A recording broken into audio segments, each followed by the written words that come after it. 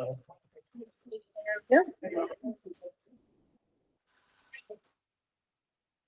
evening, everybody, and welcome. I would like to call to order this evening's regular monthly meeting of the Stevensville School District Board of Trustees. It is February 11th, 2025 at 7 p.m. My name is Stephanie Esch, standing in for Board Chair Ben Meyer. Please stand and join me in the Pledge of Allegiance. I pledge allegiance to the flag of the United States of America and to the republic for which it stands, one nation, under God, indivisible, with liberty and justice for all. Thank you, everybody. We'll move on to roll call. Nathan. Here. Ben. Here via phone. Ben is here via phone this evening, in case anybody could not hear that. Billy called. He will not be attending this evening. I am here. Tony. Here. Jen. Here. Dan. And Fran is not here yet. She's running late and will be attending here in a little bit.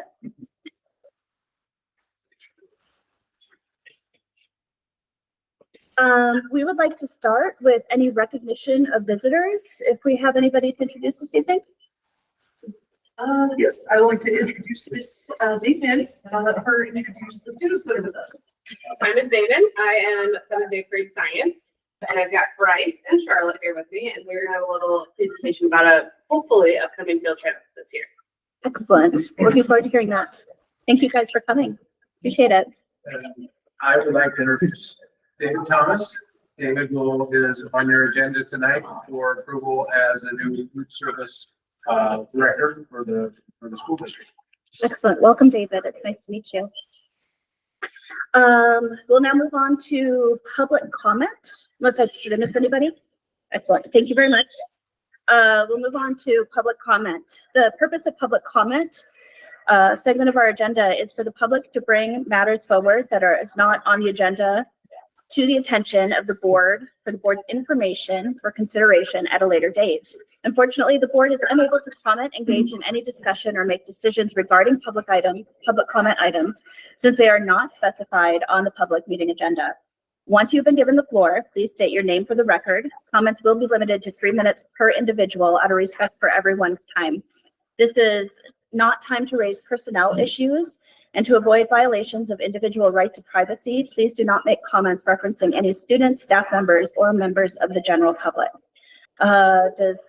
We'll start with board comment. Is there any board comment this evening? Oh, I want to do, we have some 8th graders playing boys basketball, and we had 8th graders playing girls basketball this year too. And it's gone extremely well. They played Butte Central the boys played Butte Central on Saturday, and they took them into double overtime, ended up winning with about 6 seconds left. It was extremely fun to watch. And with this program getting turned around, I think that those guys are doing a great job. And I just wanted to give kudos to the staff and to the board for making sure that all that can happen and come along. Because I know it's getting a buzz. So that's fun. It is a lot of fun to watch. Thank you, Nathan. Any other board comment this evening?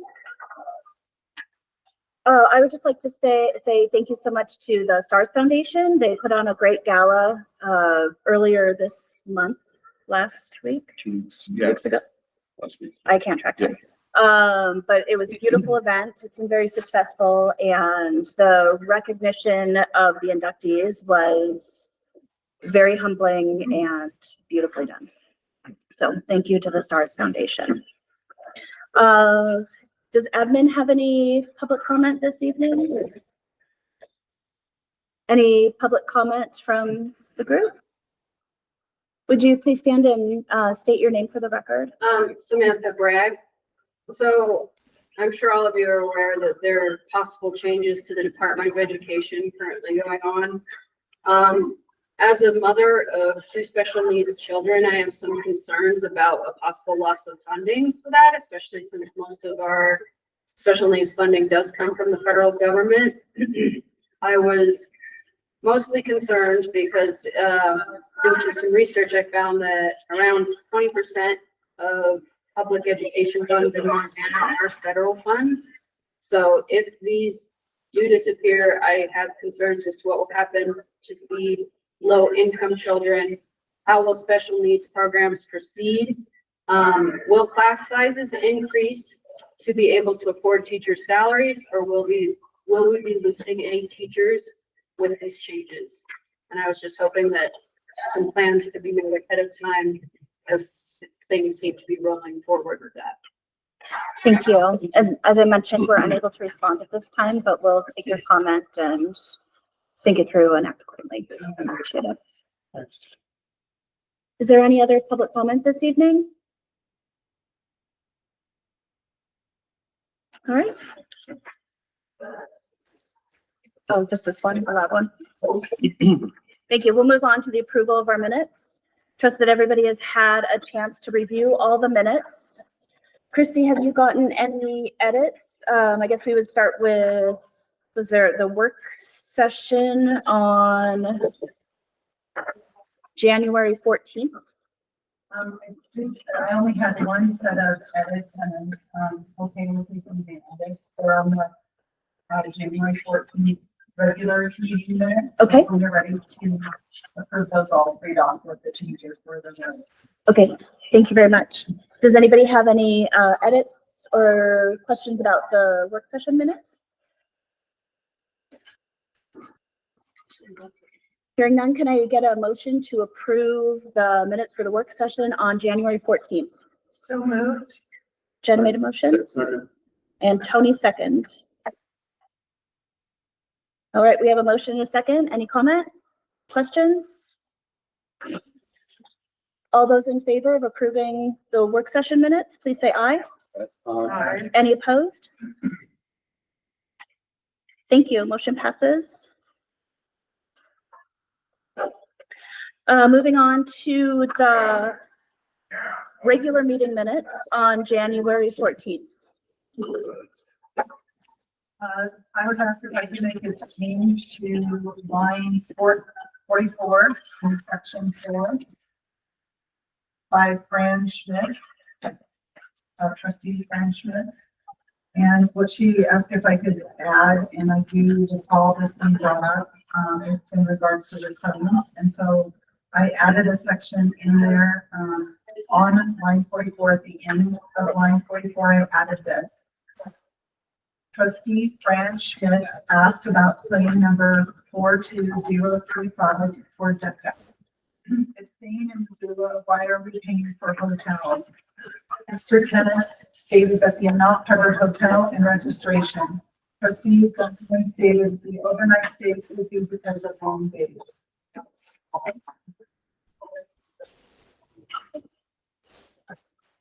Are you comfortable with the amendment? Can I get a motion to approve the minutes for the January 14th regular board meeting? So moved. Sergeant. A motion from Jennifer and a second from Tony. Any comments? Any questions?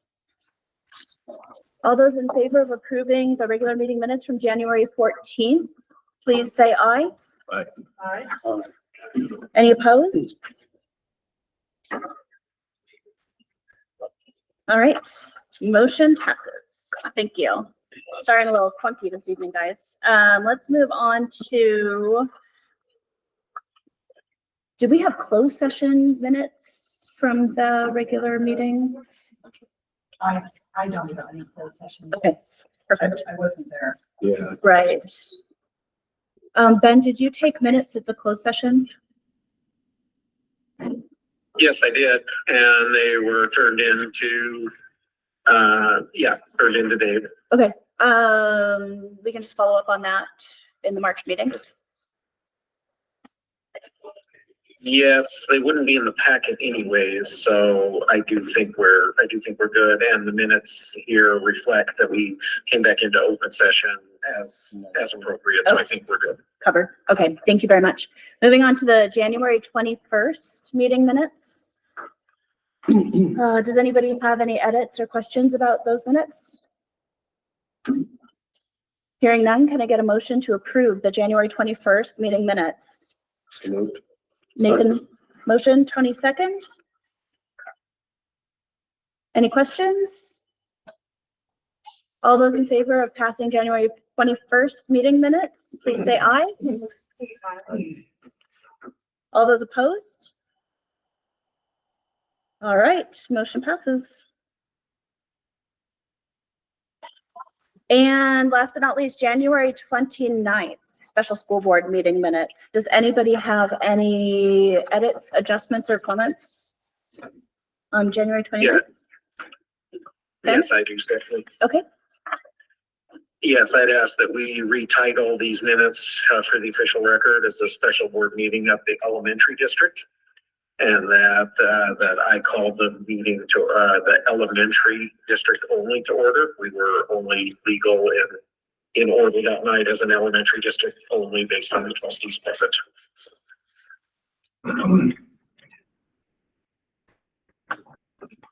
are you comfortable with that, Christie? Okay. Is the board And then comfortable with, oh, go ahead, Ben. I'd also like to strike lines 28 and 29. We would have not been able, we were not in legal standing to address either of those items, and they were not part of the agenda.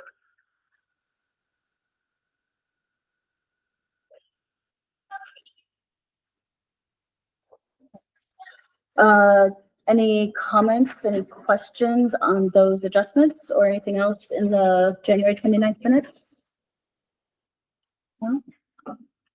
Hearing none, can I get a motion to approve the minutes from the special meeting on January 29th as adjusted? So moved. First from Fran. There's a second? Second. Second from Tony.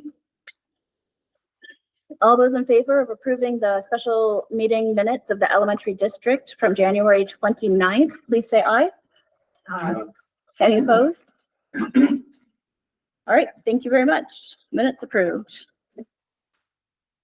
I believe that's all of our minutes. Is that correct? I'm not missing any. That was several. Thank you. All right, moving on to claims. There are claims in your packet and a little more at the table. Has everybody had a chance to review those? Yes. Christy, did you receive any questions that you wanted to start out by clarifying this evening? Mr. Tennis reviewed all the claims. I was busy. So there was a hotel reimbursement claim, I'm not looking at it. I can't see that located, but was, question was, what is WTP? Is We the People event that, went on in Helena. There was a competition and, some observation of legislative process and that sort of thing. So that's what that plan is. Anything to add, Mr. King? We took fourth. So. That's wonderful. And they were excited. That was the first time they've been able to go back and do that competition since pre-COVID years. So it's starting to feel like we're back in the flow and mingling and competing against other schools. So there's a good feeling out there for the kids. Excellent. Anybody wants to look at it, and it's on page 3, line 42085.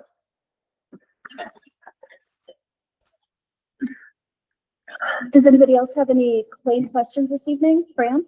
I had a couple of questions. One was on page 1. It's claim number 42071, $250 for DECA. And I had questioned some money that was spent for DECA before.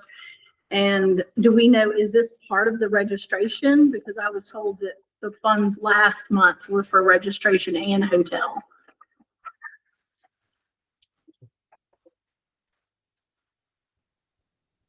And then I have What was the one. claim number? 42071.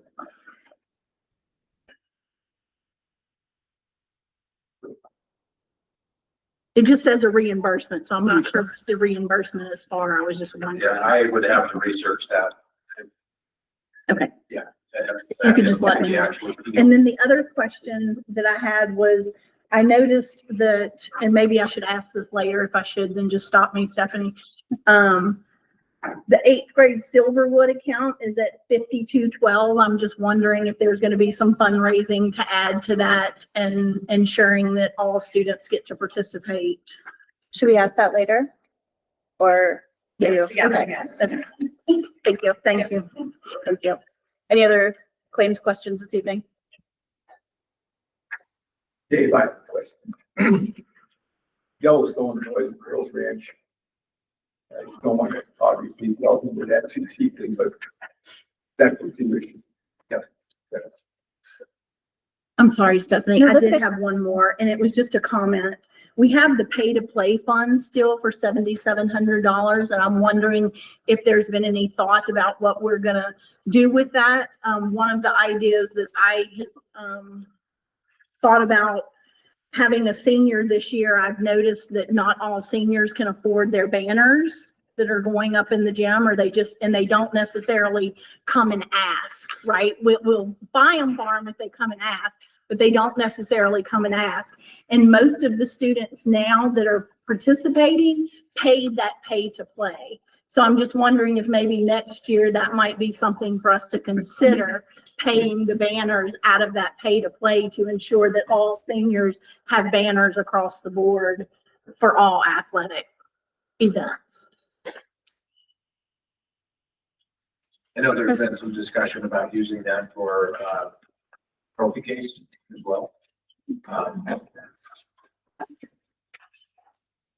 Unsettled as to exactly what that goes, so that's one of the things that has come up fairly often is a trophy case. And I think that it's getting built now as we speak, according to our people.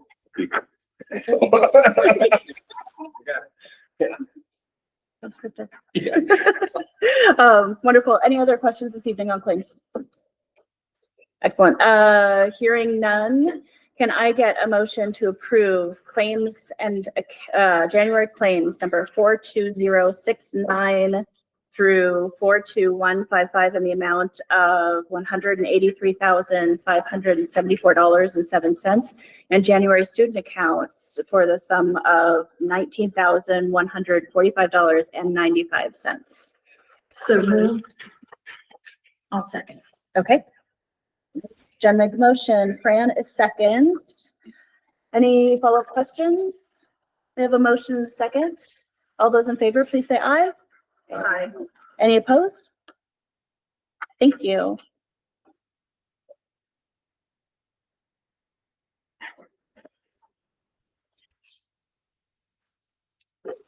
Very good. This brings us to our consent agenda this evening. Are there any questions, comments regarding the consent agenda items listed, or is there a consent agenda item that any board member would like to have removed from the list this evening? Dan? Ms. Payton and Ms. Severson, could they be, please? Absolutely.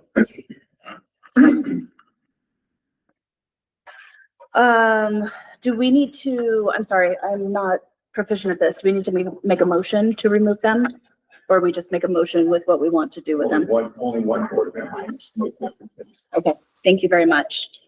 So with the consent agenda, are there any others that anybody else would like to have removed?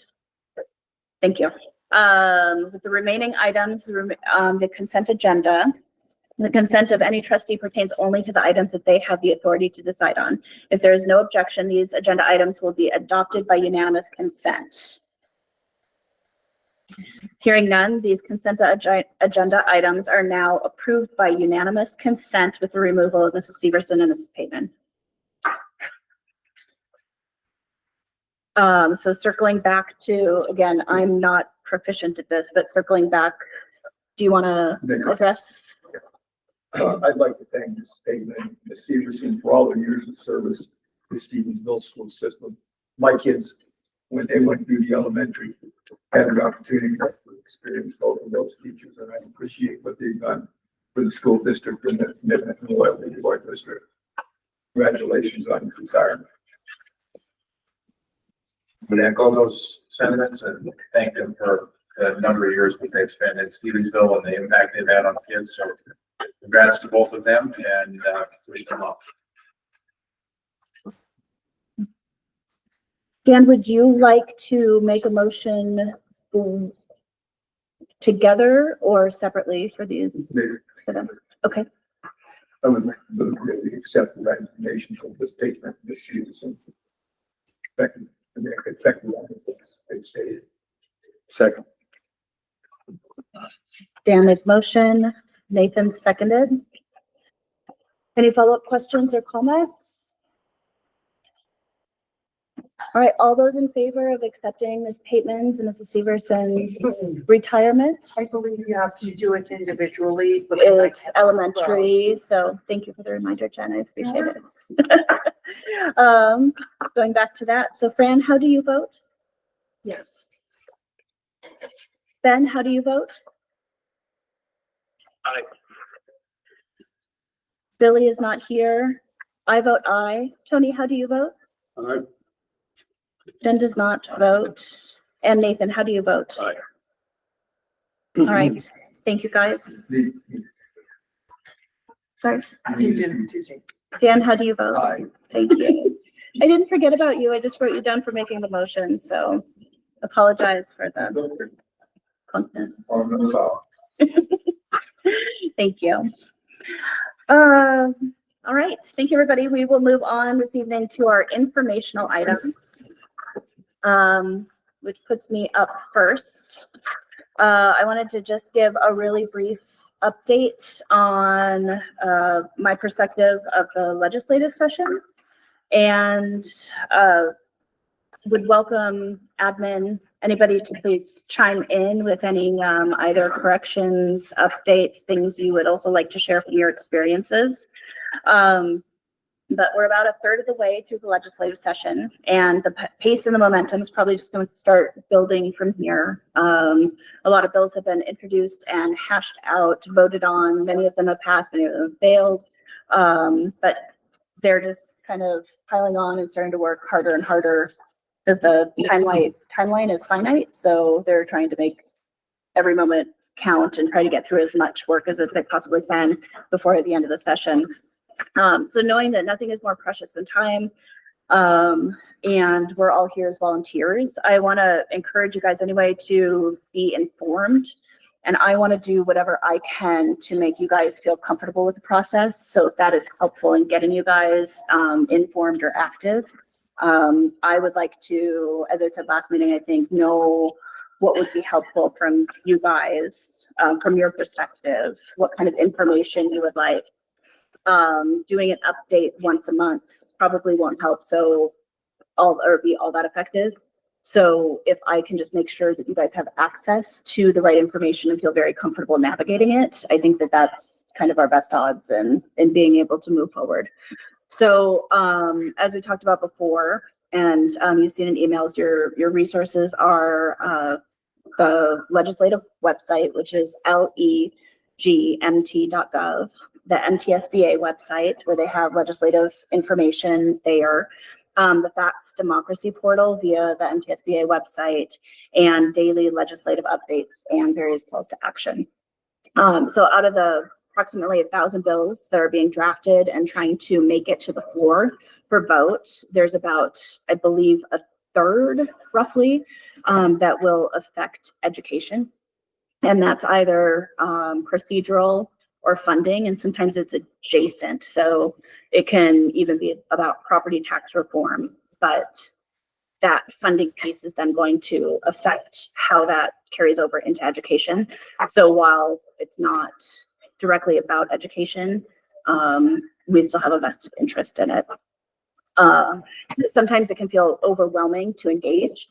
So I would suggest that the easiest way for the board to engage is to watch the Think Tank Thursdays, because they cover a lot of information and you get good perspectives and various perspectives, but then it gives you a starting point where to go so you can do your own research and you know how the Education Coalition feels and thinks and their perspective. But then you can also, find your own channels through legislative.gov. You can talk to your community members, talk to your family. Having conversations with people about the different bills, I feel like is the best way to engage and really process things and figure out how it's going to affect people. Because a lot of legislation gets passed and there's intended consequences and unintended consequences. So having those conversations with people really bring up questions and helps you figure out how you want to engage. So I recommend Think Tank Thursdays, and I will say that I'm on a lot of these, but even the one, and then you can also watch them not live, but usually what I do is I log in, whether it's live or the recorded, I do it on my phone, I stick it in my pocket, put my headphones on, and I just do my work while I'm listening to it. And it's still a good way to get that information and flag when you have questions and be able to kind of follow through from there. So if you are getting this information, or if you're getting calls to action and you're looking to be part of the process and you're looking to try to advocate, there's ways to do it through the MTSBA portals so that you can just click on that and they give you information and you can adjust it to whatever you want it to be. So you can take the copy that they give you or just fully write your own. But even if you take the copy that they give you, you want to personalize it, make it your own, add in your information, any questions that you have and statements that you make. Don't let perfect be the enemy of good. And so if you have something to say, or if you feel strongly about something, but you don't feel like you have, data and criteria and things to flesh out a full email that's convincing, just write something that is, hello, I am so-and-so. Please vote yes, or please vote no. Here's why, and include your contact information. Keep it short and sweet, because sometimes the numbers just matter and they'll add up. And like we see here, it can make a difference. The Montana legislature is very accessible, so reaching out and getting in touch with people it's helpful. I'm not going to go into every bill and try not to drag this on much longer, but the really important ones for civil funding that are happening right now are HB 252, which is the STARS Act. So it's a multi-application bill that makes big moves to stabilize school districts, primarily through increasing starter teacher base salaries, including more staff as qualified educators. And that's the quality educator payment. And it increases funding to districts that graduate students with higher levels of college CTE and workforce readiness through the Future Ready payment. So these are really big pieces that help school funding, but also just help us perform better. So it's a very productive bill. This one has the governor's support and is making big motion, or going through the House pretty successfully. There's House Bill 15, which is now in the Senate. It's passed through the House, and this is a standing bill, but it's not a guaranteed bill, which every 2 years increases district funding by 3%, or a little under 3%. And then there's House Bill 265 and 266, and those are both in the House Education Committee, and they work to modify the overbase levies and also establish a inflation reconciliation process so that when societal inflation rises faster than our regular increase, the 3% every 2 years, that there's mechanisms in place to actually help us catch up so that school districts are not getting so far behind so fast. These are all standalone bills, but when you put them together, they make a really functional package that is really going to help districts find their feet with funding. The last one I'll talk about is House Bill 60, and it's just a cleanup bill regarding the health insurance trust that was passed a couple of years ago.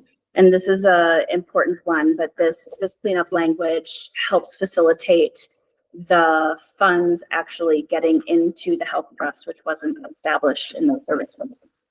So hopefully that one will move forward as well. So apologies for the long drawn out spiel, but the most important thing is that I'm always here. So you guys can call me. I know some of the stuff I talked about, the MTSBA resources are not available to everybody. But legislative.gov is, and participation is always helpful, knowing what's going on. These are big changes and they're important. So, but I am always here. So feel free to reach out at any time and I'm happy to be helpful. Senator Daines has also introduced a reauthorization of the Paul SRS money from, which is Forest Service money that used to get from logging. In 2000, they paid that even though there was no logs really being harvested. He is trying to get that reauthorized now. It's the SRS reauthorization of 2025. You can go on his website and find it and support it. Same thing. We really helped schools a lot. In 2000, I think it paid this county $4.5 million for schools. So every bit helps. Any other questions or comments? All right. Dan? I would encourage public, because this is your school. This is your school district.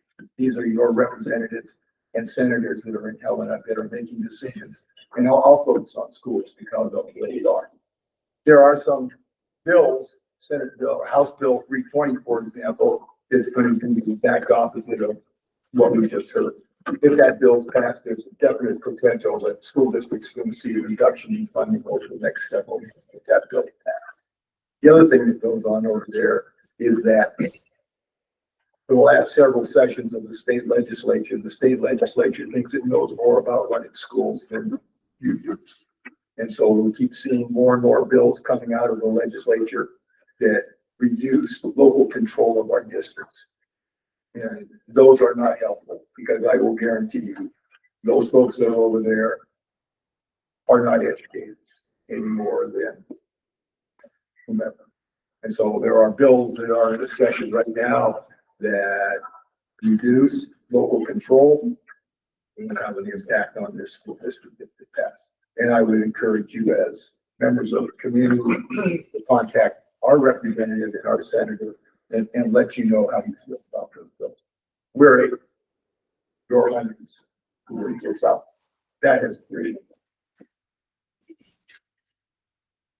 Our representatives in our area, Greg Overstreet, I'm not sure, I can't remember where the line is, but it's right through the middle of our district, but Greg Overstreet for the north end and Ron Marshall for the south end, and Teresa Manzella is our senator.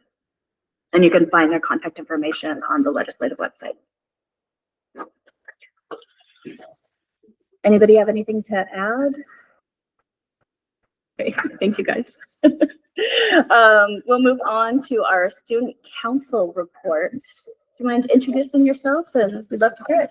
I'm Addison Five. We've got a lot of exciting things going on in high school right now. So to start us off, Career and Technical Education Month is celebrated every February. It highlights the importance of CTE programs in preparing students for high wage, high skill, and in-demand careers. It recognizes the value of hands-on learning and industry-aligned education in fields like agriculture, healthcare, engineering, and more. CTE Month is an opportunity for educators, students, and industry leaders to showcase success stories, promote program growth, and advocate for the continued investment in career-focused education. So with that being said, our Stevensville FFA, along with Gardner and Broadwater FFA, joined other students in representing FCCLA, DECA, Skills USA, and HOSA at the Montana ACTE Rotunda Day on February 3rd to advocate for CTE and agriculture education. The FFA members also had a chance to privately meet with Governor Gianforte after he signed the CTE Month proclamation. During their meeting, the 11 Montana FFA members were able to talk about the policy regarding to agriculture and education. The governor also took time to ask them about their goals and privately any questions that they had. And then one of our other CTEs, our FCCLA club, they are hosting a teddy bear drive February 10th through 28th. This is going to be a competition between all of our schools, and then the winning class of each school will be awarded a prize. And so for our elementary and middle school, they'll be rewarded with a root beer float party, because who doesn't like root beer and ice cream? And our high school classes will get to pie a teacher in the face. So every 50 teddy bears donated, they'll get to pie another teacher. And then they are preparing to go to their state tournament in Bozeman, the 20th and the 21st. So, our National Honor Society has a couple things coming up. We are planning to host a drive with the Red Cross. It will be on April 30th in the ALC room. It's a great opportunity for the NHS members to get volunteer hours and just see what goes on behind the scenes. I volunteered for it last time. It was really cool. We got around 25 to 30 donations last time. So we are also starting to gather things for our Teacher of the Year basket to give in March. Our Key Club is taking another trip to the Veterans Hospital. They're actually leaving tomorrow. We're delivering Valentine's Day cards. Their last trip in December was really successful. They enjoy our company and the caroling that we did in December. We are also planning to donate to the Humane Society. It'll be a discussion at one of our next meetings. But then on March 19th, we'll wrap up with our annual report for the Kiwanis Club for the year. Our student council is preparing for a food drive in coordination with FCCLA. We had a meeting today and we discussed a lot of initiatives and exciting things that we want to come see this spring. So be ready for that. And then our winter sports, they're wrapping up their end of the season. Our wrestlers placed really well at their divisional tournament. We had 6 wrestlers qualified for state and Billings. They leave tomorrow and they'll compete the 13th and the 15th. With about 5 to 6 games left, the girls and boys basketball teams are starting to wrap up their basketball season. The boys are playing Dillon today. Corvallis is Thursday. And as it was already mentioned, their last game against USANVille was pretty awesome to watch, going into double overtime and taking a win. As for our girls basketball team, I had a very pleasant conversation with their coach. So this is all his words. They are becoming more competitive and working on building a foundation for success. From the first preseason clinic in November to now, there's a strong positive energy in the program. Another big success was the integration of 8th grade students into the program to allow for 3 teams. In the last portion of the season, they're just planning for their summer workouts and starting for next year. Wonderful. Thank you. That was a wonderful report. I appreciate it. Does anybody have any questions for Addison?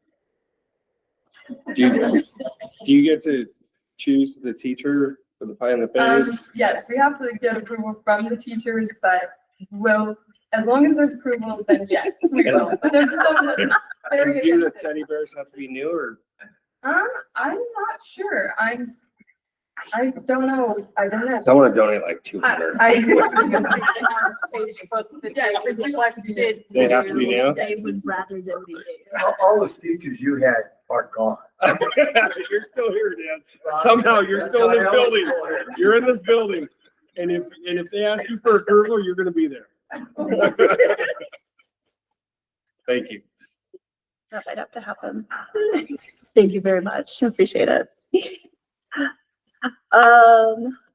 Any questions from?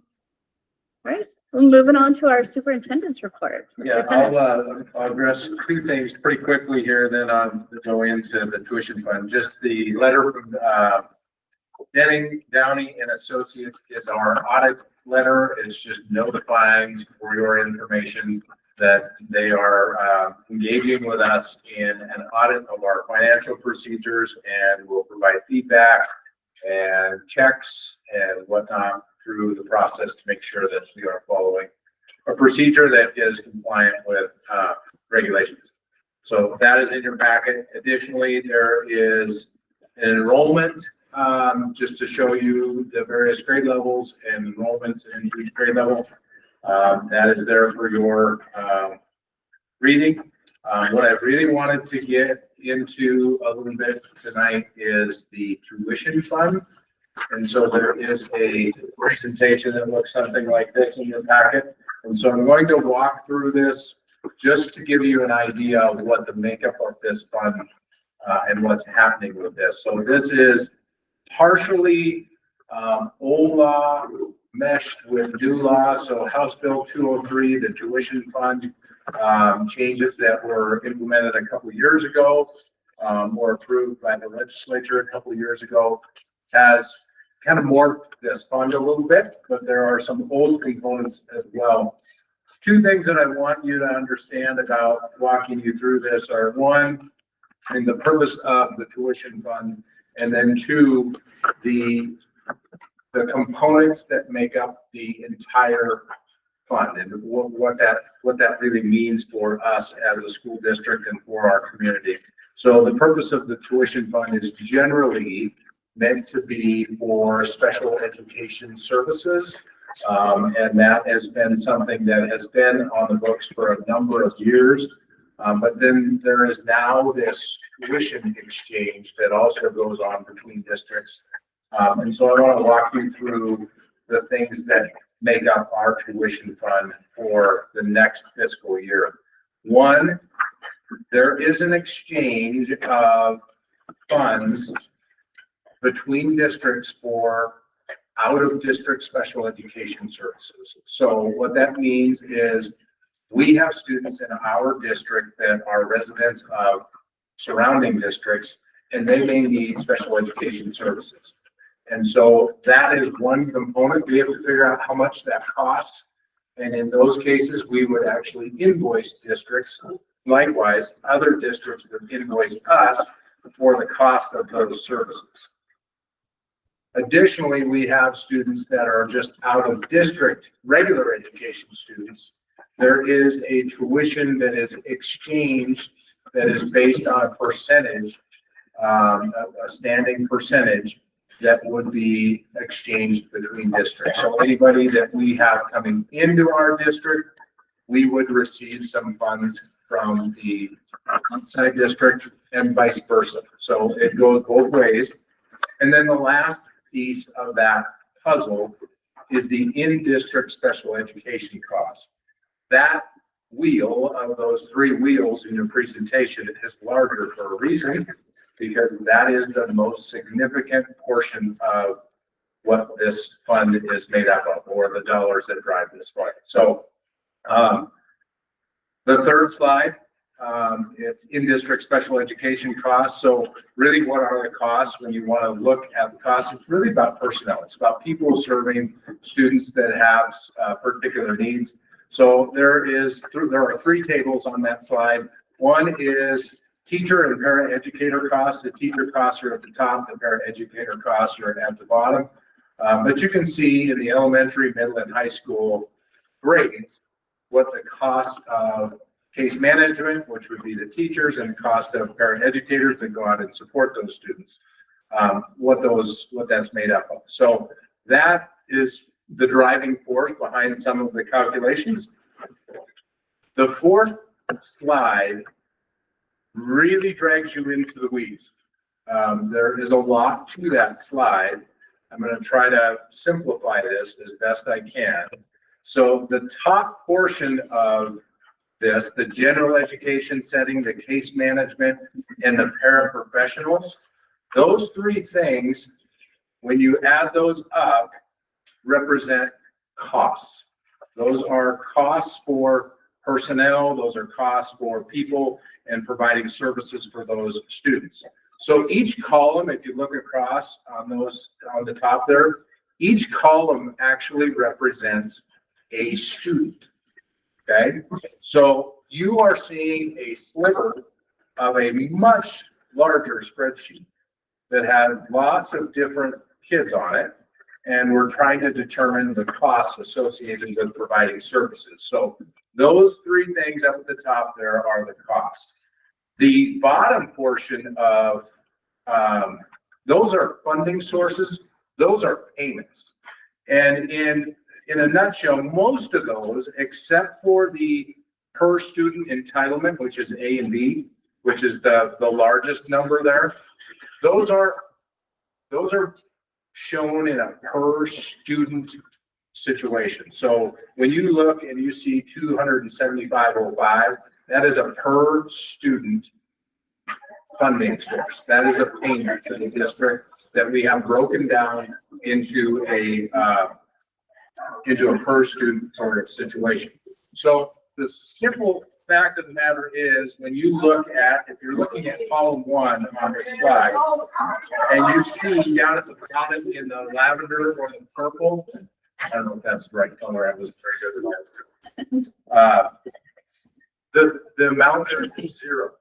So what that means, because that's 0, that means that the services and the payment are such that it covers the cost of that particular student. So that's a 0. The next one over, you'll notice there is a cost.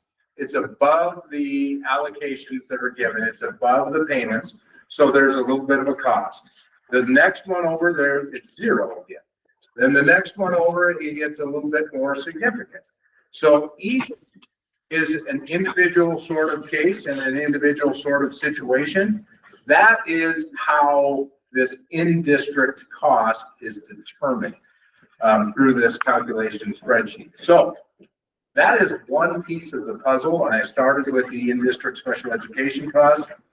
That is the largest portion of that. So if you turn the page and you go to the projected totals, if you were to take all of our in-district special education overage costs in the high school, you would be looking, and these are early numbers. These are not hard and firm numbers. That you're looking at roughly $72,000 cost there. Okay. In the elementary, it's quite significant. It's $241,000 as in-district cost for special education students. That is going student by student to determine that, and then collectively taking that together. So that's one component of the tuition fund. The next component is on the next slide, and this involves students that are out of district. For a simple example, you have 2 columns on that bottom sheet. Notice that you have the 3 pieces that are costs, and then you have the payments that are coming into the district. So same sort of format. I also want to point out that the numbers on this particular sheet, and I'm trying to be careful not to get into the weeds here, but you have 2 different districts. This particular example is an elementary district, so those payments are a little different than the high school example that I just showed you. So they're separated by the 2 districts. This particular case shows two students, hypothetical students, and they are attending, or they are from Lone Rock. That's their home district. So if you took those 2 values down on the pink highlighted column there, or row, and you added those together, you get $6,715.70. So that is an example of what we would invoice to Lone Rock for providing special education services for those students. Okay. As of right now, we are in the ballpark of needing to invoice other districts around us in the amount of about $57,000. Okay. So we would bill those districts. Now, I don't have, and we're not ready to give you the breakdown of how much from each district that we're going to do. But in a nutshell, that's roughly the cost that we will actually invoice other districts. Okay. So this is for out of district situation. So how does that apply? If you go to the next slide and you look at the projected totals, you'll see that you still have the in-district special education costs at the top. The next thing down doesn't give you a number. So these are out-of-district costs that we will be invoiced for. So Florence, Corvallis, Victor, Hamilton will send us an invoice for educating our students that live in Stevensville. They will send us that bill.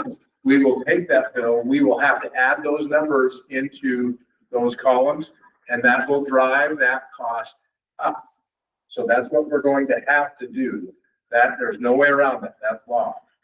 So then they have to invoice. They can't just do the good guy deal and say, hey, don't worry about it, we got this. They have to invoice. So everybody will receive an invoice. That's two pieces of the three-piece puzzle here. The last piece is the exchange that is driven by a percentage between the two districts. So this does not include any special education costs.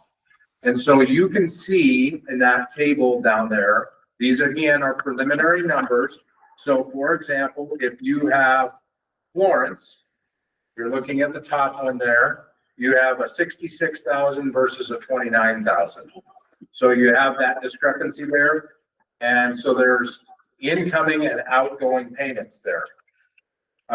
When you sum all of that up, the difference between districts is $16,000. So there's an awful lot of money that would be exchanged, but the difference between those sums of money as of right now is $16,000. So that's how that works. So the next slide shows you, and this is just a hypothetical, what I did there is I took the $240,000 from the slide, the previous slide, and I split it between districts because we haven't determined what's in the high school district and what's in the elementary district, but that number would add to that total. What I want you to be aware of is the value at the bottom of that sheet. That's a significant increase. That's a significant increase in the tuition fund for our district. So the point of me having this conversation with all of you is so that you are aware of this. There is going to be more detail than this because there are some unknowns and there are days of school left and there are services that need to be provided. But this is the direction that this is going, and I don't want you to be surprised by that. Okay? So again, to summarize, there are three things that make up this tuition fund request. And that is, you have tuition exchange for out-of-district students, you have tuition exchange for regular education students, and then you have the in-district special education costs. The three of those things combined ride those numbers that are in the table up above that. Okay? Lots to that, and if there are times when any of the trustees want to sit down and go through and go into more detail about some of those calculations, let's do that. I want you to be comfortable with what you're seeing. I want to walk you through that so that you know what this all means. So it's a lot for a presentation like this, and I know the public can't necessarily see these slides, but this is my attempt to give you to dip your toe in the water, for lack of a better way of saying this, so that you're aware of this count. Questions? And that, no, the need in the tuition fund means that will be levied to our in-property taxes. Yes. To everyone in every district. Yes. To move the money around. And don't want to get into too much of this, but if we receive funds from another district, there's actually not money exchanged. So nobody's making money on this. So our budget is set by the state. The state says, here's your budget. What happens underneath that budget? So if the lid never goes any higher, what happens is there are taxpayers funding schools. And that $16,000 difference, so we might be paying a little bit more here and somebody else might be paying a little bit less. But it doesn't change the top number. So that just means that taxpayers will see an adjustment.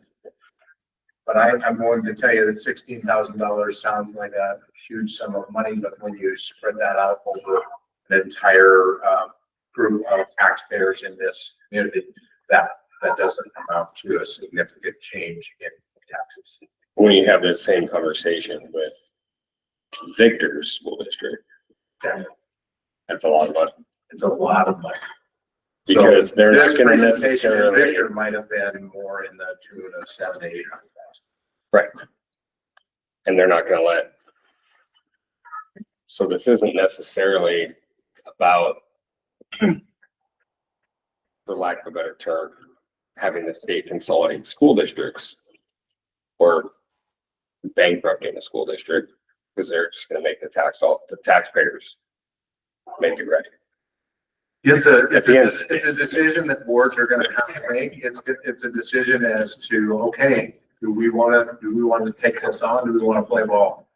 And if we wanna. What's your other option? We wanna play ball is, we're gonna have to levy anyway to be able to provide these services rather than paying somebody else to provide those services for us. But like a Victor, for instance, can't necessarily pay for the services. Exactly. They're gonna go It's really about the economy of scale. So the number of taxpayers paying into that. Right. When you have fewer taxpayers paying into a large sum of money, is that those taxes are more impactful. Yeah, they're more significant. This is an example of our state legislature of introducing burdens on school districts. In the past, we had a way of making it work. Now, we have to make it through this exercise. Once again, this comes back to lack of local control, state legislators who know very little, if anything, about funding for schools, how schools are run, posing this responsibility and this burden on it. And the idea is to consolidate school districts. But the process. I want to give kudos to Christy and to Glenda for a lot of the work that is surrounding the numbers and the conversations and communication with the administration about services. Is a tremendous amount of work that went into this, hours upon hours and conversation and conversation. Just a great job of getting it put together, but it was a big task. Thank you to them for doing all of that. Okay, two things. One, isn't the solution to this is to get our enrollment back, get our kids back in our district? And two, do you think it'll have the desired effect of closing, consolidating schools in the district eventually when a group of taxpayers get hit with a huge levy that the school cannot pay unexplained to them? Do you think it'll have the effect that it was desired to have in consolidating schools? I think in some cases it will. I have no idea the scope of that, like how many. I do think that there will be some. And I think it really is going to be impactful for the smaller districts. And Ravalli County is unique. We have a lot of schools in a very, close proximity. But yes, I do see that is potentially going to happen. And I think communities are going to have to make decisions about whether they pay for or they raise their own taxes to keep the services, to try to keep kids, or send those down the road to somebody else. Enrollment is the driving force behind school funding. I mean, absolutely, that's the case. Now, the STARS Act accounts for that a little bit, and I don't know where that will eventually end up, but that's the competition. It's enrollment. Enrollment is the key. Not losing our own kids. Right.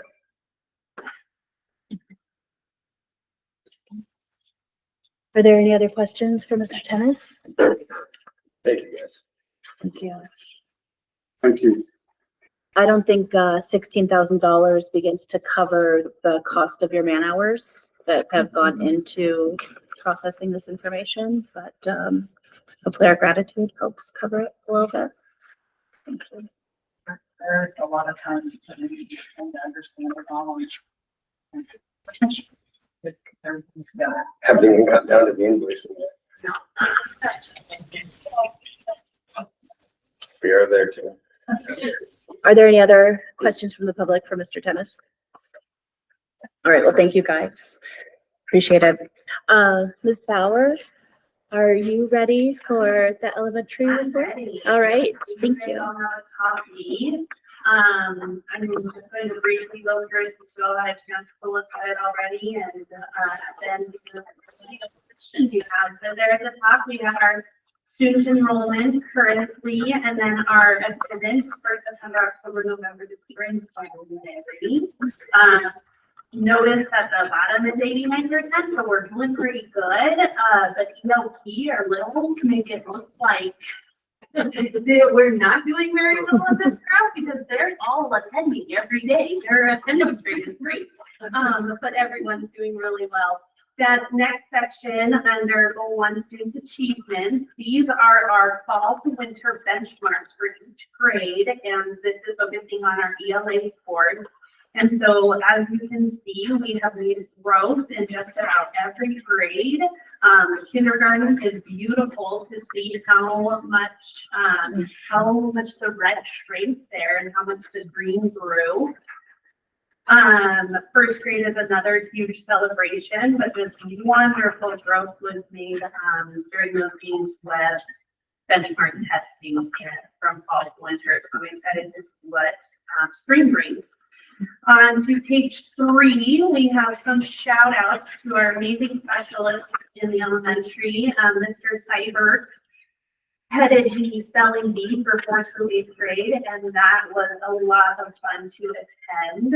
Mr. Prince, if you've never been to one of his music programs, they are phenomenal.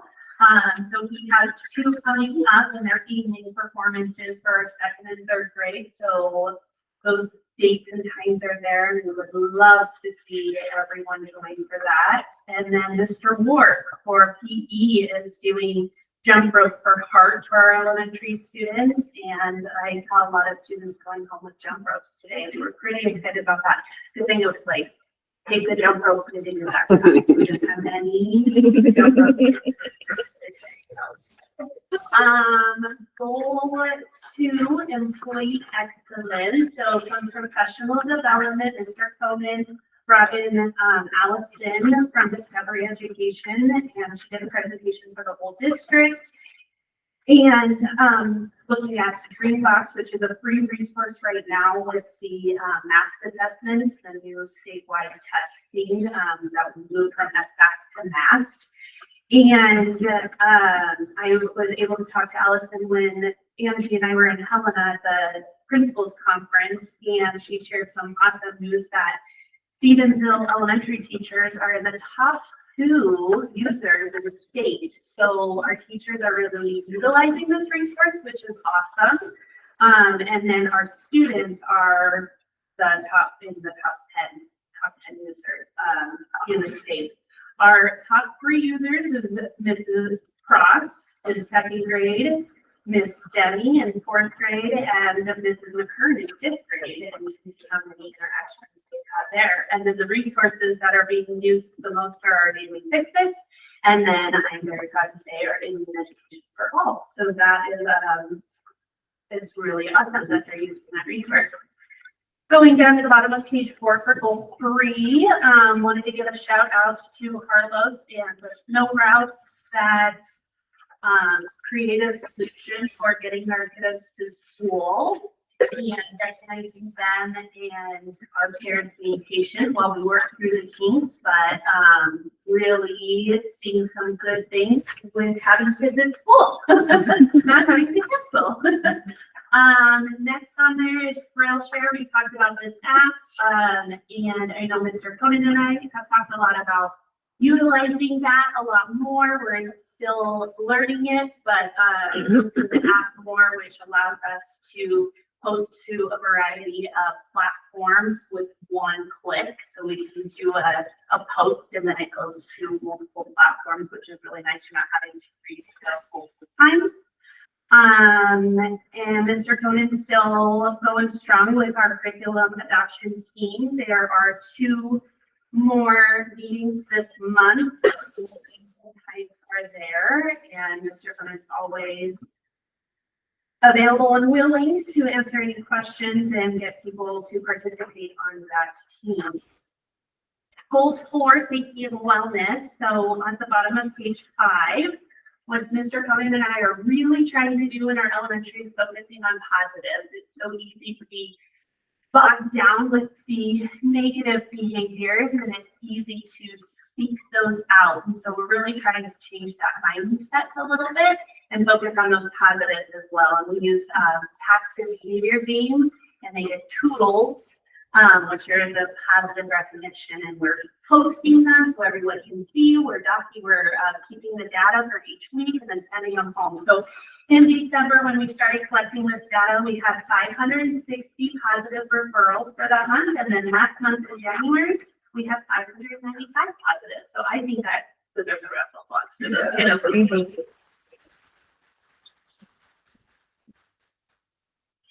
And then moving on to page 6, the behavior graphs for our not so positive behaviors, those referrals and tune-ups that we have going in the elementary. And we were doing really good. October, we dropped down, November, December, and then January. After the holidays, we usually see a spike then anyways, but I foresee that trend will start to go back down. Fingers crossed for us. And then that next graph there is just number of referrals per grade and kind of see where our maybe more heavy hitters are and where some of our resources are going in grade-wise grade level. Down to goal 5, operations and capacity building. So here I'm being a little vulnerable and very transparent because I think it's important in building relational trust with the community, the board, and all of us as staff and colleagues. The elementary got together, we sat in a big circle on the floor and we talked about some positives that are going on, and there's a lot of positives, but sometimes those positives don't seem so positive when we have things weighing on us, challenges. And so we took sticky notes, we wrote those challenges down and put them all on a board, and then we separated them into 2 kind of categories. The first one being emotional well-being, and the second one being sub and staff shortages. And that has been a never-ending problem for all of us, and trying to come up with some creative solution for that. Unfortunately, a graph did get, you can see I like the graphs, but one of them did not make it on here. I don't know what happened in the printing, but anyway, if you want to see that,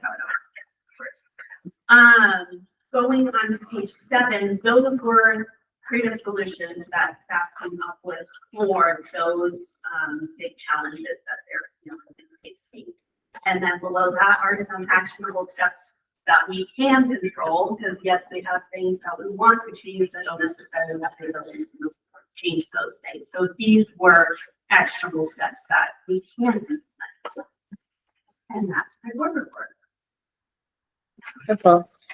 Thank you very much. Are there any questions for Ms. Bauer this evening?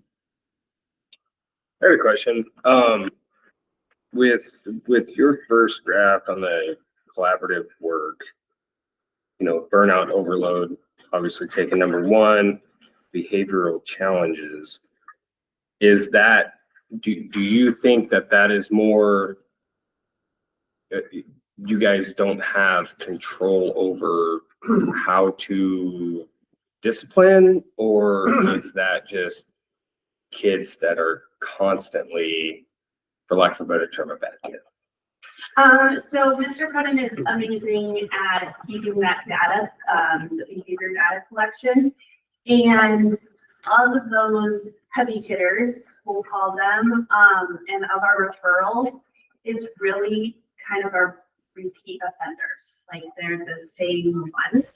And I wouldn't say that we're not able to. Like, could it be a better plan through how we handle it? Or, I think that consistency, which they're not maybe used to from the past, and now being put in place, pushing those boundaries and getting used to that consistency, we're going to see a spike in behavior. So any new thing that you put into place, you're going to see that spike, and then it'll level up. My feeling is that they're not used to what we're doing. We're holding people accountable. We're doing a lot of restorative justice. And until they understand that this is what happens if A then B. We will see these behaviors, but I do believe that they will start to. And I think that you guys are, if you look at the graph and you really start to think about it, I think that you guys are doing a great job. If you look at August, September, like everyone's going to be on their best behavior, right? Like you took a month and a half there, 23, like that's the honeymoon period, you know, like they got to figure out, I got Zeke, I can mess a little bit, you know, but it, you know, that number kept going down and like I said, holiday break, then we come back, now it's up, but you know, 48, how many school days were there? You know, there were 20 or something, you know, so that's more than 2 a day. You know, it takes a lot of resources for you guys to have to deal with, you know, and so, but you guys are doing a great job. I would venture to guess that this number by March will be back down to where our December numbers were. Yeah, but that is You know, the first class. But I guess, I just hope that, I hope you guys don't lose steam and keep doing what you do, I guess. Thank you. Yeah, and I appreciate you saying that because it does get discouraging, right? When you feel like Sure. you have some momentum and then this spike hits, but just that consistency. So thank you for saying that. And the only goal is, like, the only thing to do is take away Christmas, and then we don't have to worry about it. I mean, yeah, if I can get the you're here.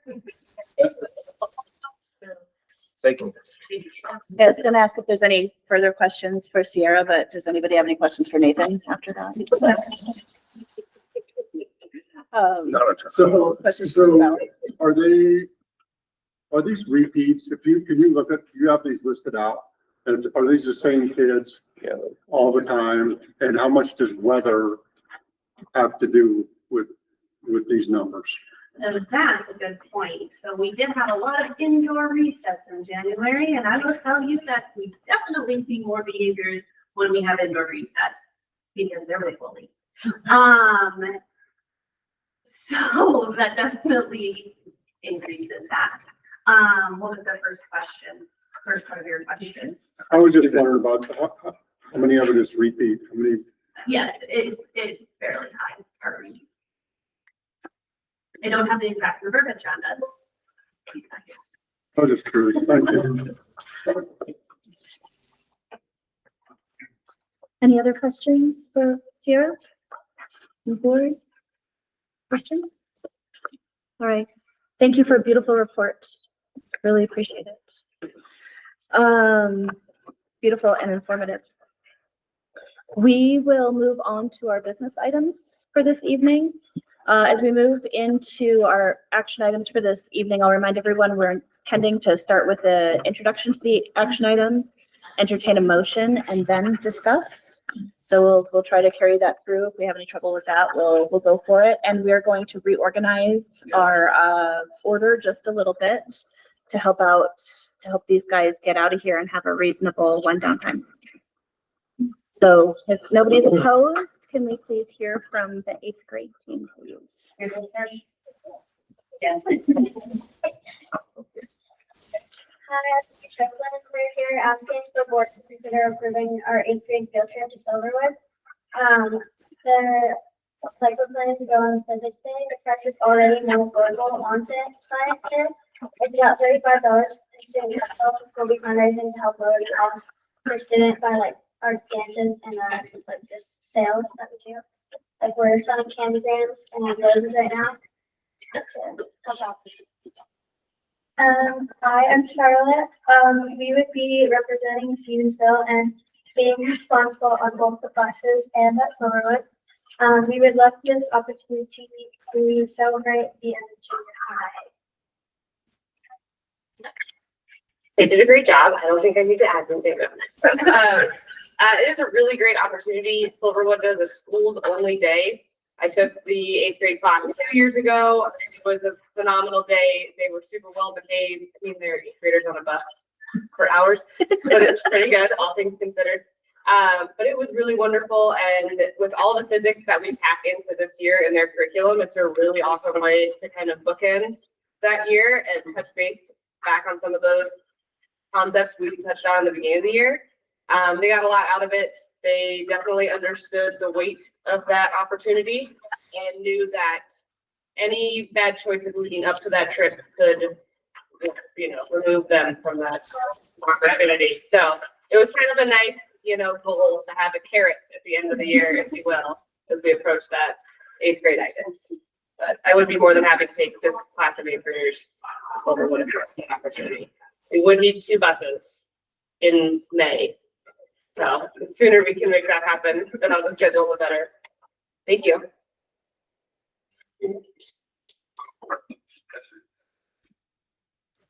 Good job. Thank you guys so much. Who has questions for our 8th graders? I do. Fran? So y'all mentioned that y'all are gonna have fundraisers. Are these only on campus, or are some of these fundraisers some that the community can participate in and help you guys raise money? That's a good question. Last year we were able to just fundraise within the school and get the cost down to about $21 a student. And then we also had an option on the parent permission form to sponsor another child if you would like. So you could pay the price of 2 tickets and guarantee that a kiddo got a scholarship if needed. Okay, so none of the students were left out because of the scholarship. Nope. Great, thank you. You need to raise. Good question. We need to look at how much we have in the current funds for student council. And look at where we want our goal price to be. 2 years ago, it was not a huge fundraising amount. It was very manageable.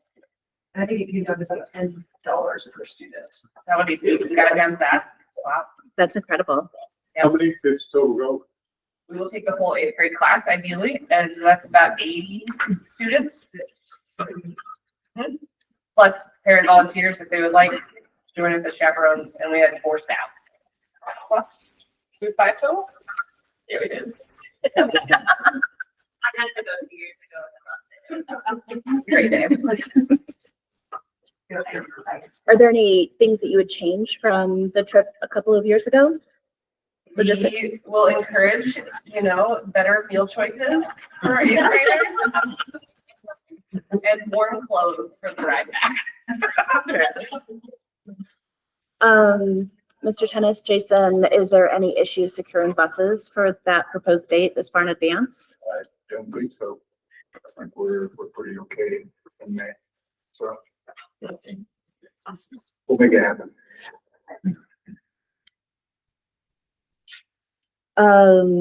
So we kind of skipped ahead a little bit, but we introduced the topic. Does anybody want to put out a motion?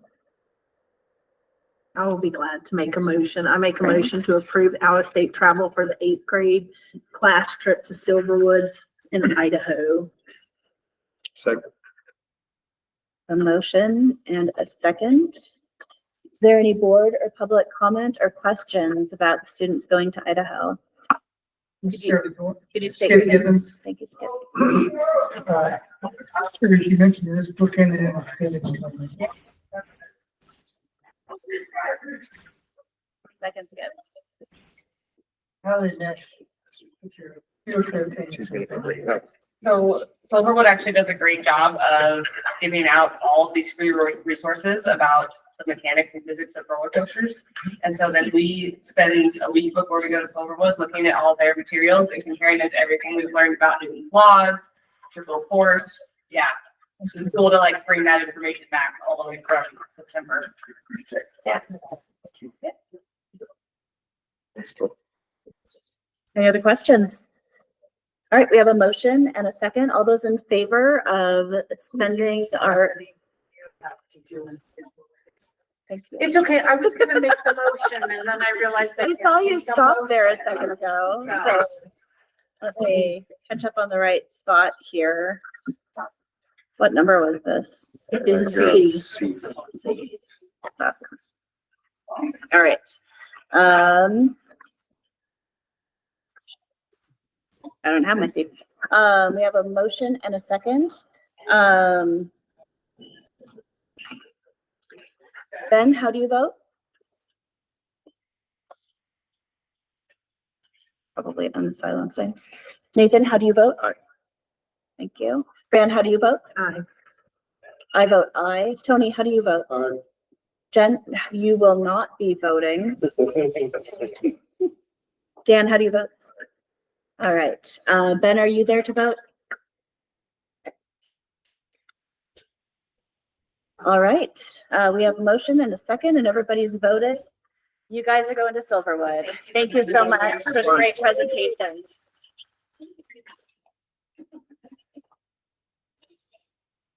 All right, thank you for that, guys. We will now go back to A and restart our business action items, and we'll start with the resolution for trustee election. Mr. Tennis, would you mind walking us through that one, introducing that one? Right, so, school election is set for the first Tuesday of May, so trustees will need to call for an election on May 6th, 2025. And we need to submit this at least 70 days prior to the election. It does not, we don't know who the candidates are at this point, but, our records, trustee and vice chair Esch, trustee Hudson, and trustee Donaldson are up for election. Those seats are available, at the next election. So in March, the deadline will approach for trustees to submit their name as candidates. I also learned today from Kay that the American Legion is working on a trustee forum like they've done in the past. But what is in front of the board today is to call for a resolution for an election on May 6th, 2025, for the trustees. Anybody like to entertain a motion? I call for an official school trustee election to be held by mail ballot on May 6, 2025. We have a motion. Second. Tony, second. Right. Do we have any questions or comments from the board? I have a question. Fran? Since this is the first time on this side of the table for this. I know that we normally, when do we pick our dates to accept those applications? Is that now that we? It's written in the statute. It has to be a certain number of days prior to the election. I don't know. Okay, so there'll be another, Yeah, it'll be so, on the board again. Yes. Okay, Yes. thank you. Any other questions? Comments? Okay, Thank you, Liz. Thank you. Diane, for your information. That information is in the school website under board calendar, I think, because that's what I found out. on our fancy new, very effective website. Thank you.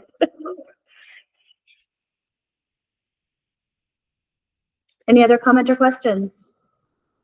All right, hearing none. Everybody can vote on this. Second, all those in favor of having for the official school trustee election to be held by mail ballot on May 6th, please say aye. Aye. Any opposed? All right, motion passes. Thank you very much. Moving on to leave of absence for Jody Ross. Yeah, so Jody Ross is requesting a leave of absence. She is one of our paraeducators and is approved to student teach. She's been assigned to Nicole Boiler. I would like to point out that she has requested an adjustment of these days, February 6th through May 13th. There just have been some disruptions to, as you noticed, disruptions to our days here recently. And so she is requesting February 6th through May 13th as her leave of absence so that she can complete her student teaching. Excellent. Would we care to entertain a motion? I move to Go ahead, go ahead. I move to approve Jody Ross's request for leave of absence for February 6th to May 13th, 2025, so she can complete her student teaching experience. Is there a second? Second. Thank you, Fran. I'm sorry, I didn't hear who seconded it. Fran. Fran. We have a motion and a second. Do we have any questions or comments from the board? Is this an elementary position? I believe it is, but okay. Do we have any questions or comments in the public? All right, thank you very much. We have a motion and a second. Fran, how do you vote? Aye. Nathan, how do you vote? Aye. Ben, how do you vote? I vote aye. Oh, go ahead, Ben. Thank you, sir. I vote aye. Tony, how do you vote? Jennifer will not vote. And Dan, how do you vote? Aye. All right, thank you very much. Motion approved. We have already gone over the 8th grade student council request. Thank you very much. And we are moving on to our food service director contract for Mr. David Thomas. Yeah, so David was here earlier, and in your packet is a contract for Mr. Thomas. This is a little bit of a change for us. This is a classified position.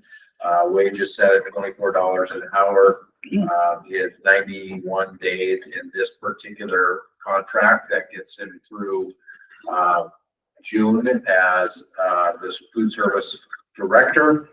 And I apologize for the other sheet that was underneath. It was all my chicken scratch and notes about that particular. I don't think that was supposed to make it in there. But yes, full-time classified position. I know our kitchen staff is welcoming Mr. Thomas because they have been very slim with employees and very busy trying to prepare meals for kids the last several weeks without Ms. Van Sinkle here. So I definitely recommend the approval of this contract. Would you like to entertain a motion? I'll make a motion to approve the contract for food service supervisor David Thomas through the end of the school year. Thank you, Jen. Is there a second? Second. Thank you, Nathan. Are there any questions or comments from the board?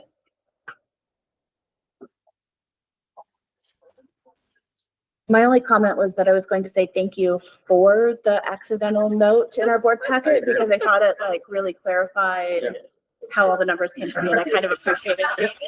It really was. It was helpful for me. Yeah. I like it. No, he's good. But no, I'm very happy to see this position get filled. So thank you very much. And we apologize to Mr. Thomas that we didn't get to him before he had to leave. You gotta get up early tomorrow. Yeah, he does. Got a lot to do. Any other questions, comments? Any questions or comments from the public? All right, thank you very much. We have a motion and a second. All those in favor of approving the contract as presented for Mr. David Thomas as food service director for the Stevensville School District, please say aye. Aye. Any opposed? All right, thank you very much. Contract approved. Moving on to out of district enrollment. Yes, and we only have one high school student, so. Excellent.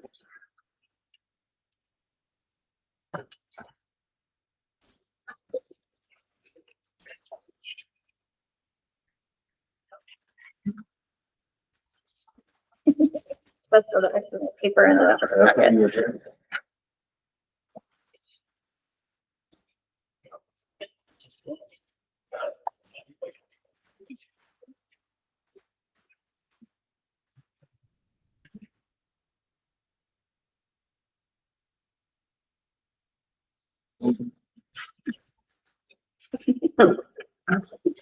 Truancy's or attendance, great.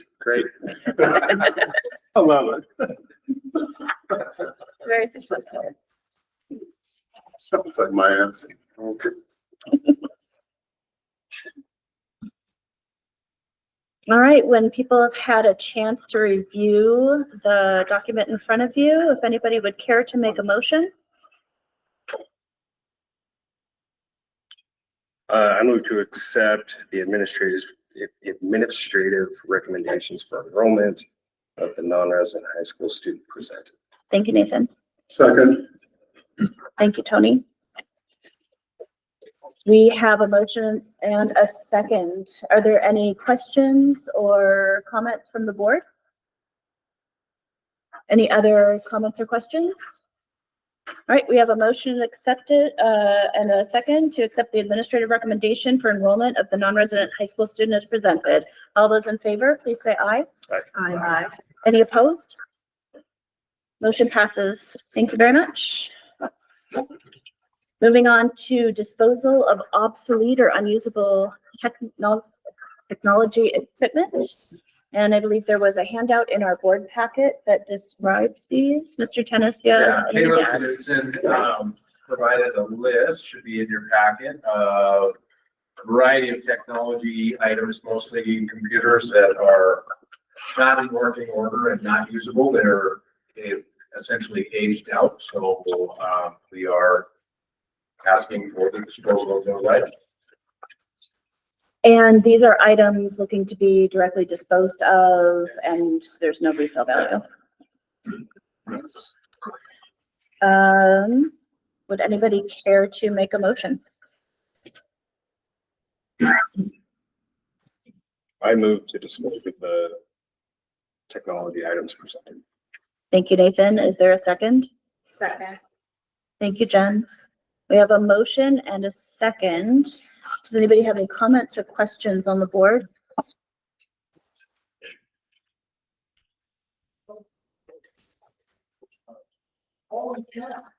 Anyone else have any questions or comments?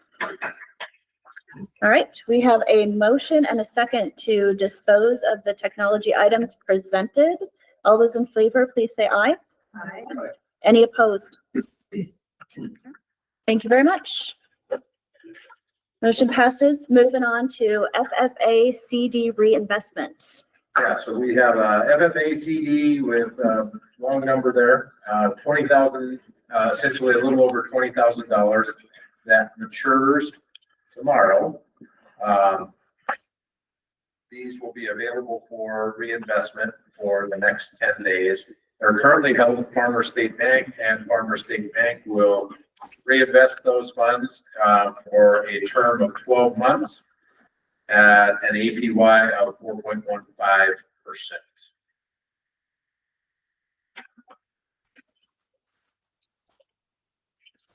Do we have a motion? I would make a motion to reinvest the FFA balance of $20,971.94 for the next 12 months as recommended.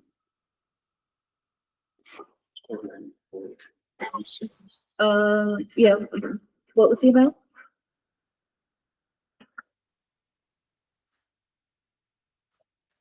Should be 20,892. It actually doesn't have to be just 28.92. reinvest the name of the CD. And not get into the Yeah. amount so that Because it, it's gonna change daily. yeah.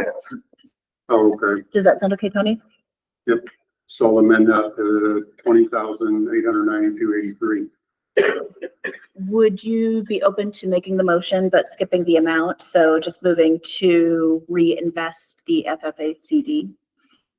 The 7005007, that number, just the identification number. Oh,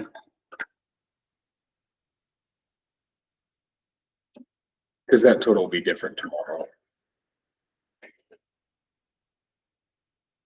so I'd make a motion to reinvest the FFA money, account number 700500787 at the current rate of 4.45%, and the current balance 20,892.83. Is the rate that they're giving us 4.15? No, that's the APY. So- Oh, okay. So, Perfect. yeah, if you could leave out the dollar amount, that would be that. So. Okay.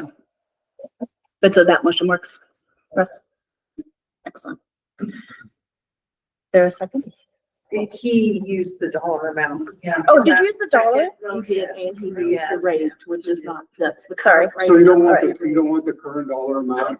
No, because it's gonna be different tomorrow. Change it. Okay. Dave. Seven past that makes sense.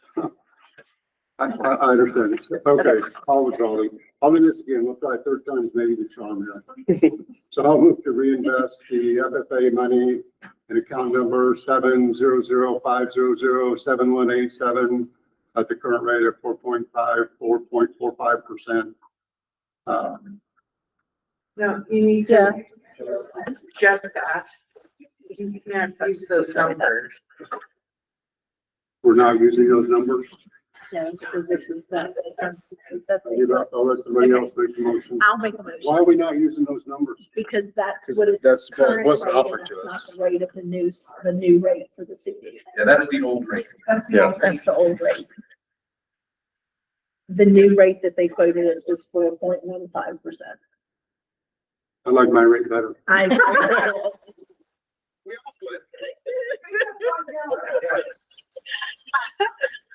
I'll attempt. I move to reinvest the CD, account number 70050071887 with Farmer State Bank for 12 months at 4.15% APY. Perfect. Thank you. Second. Thank you, Fran, and thank you, Jen. All right, we have a motion and a second. Do we have any questions or comments from the board? From anyone else? Yeah, I guess I just have one question. I didn't have a chance to meet with Chrissy, with everything going on. Dave talked to me about it.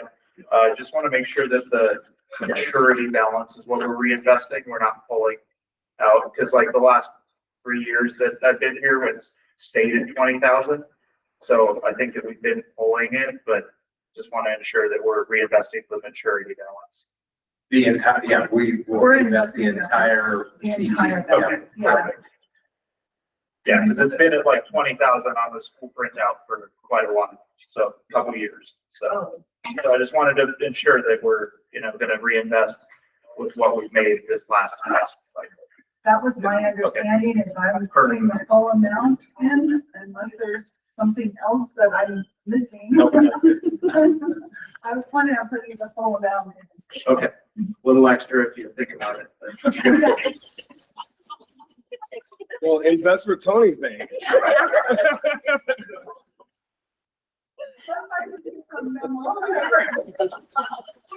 Full amount in. Chrissy doesn't know what she's doing right now. Only get 4.45. I like Tony's strategy. You just keep asking for it. You're gonna get it.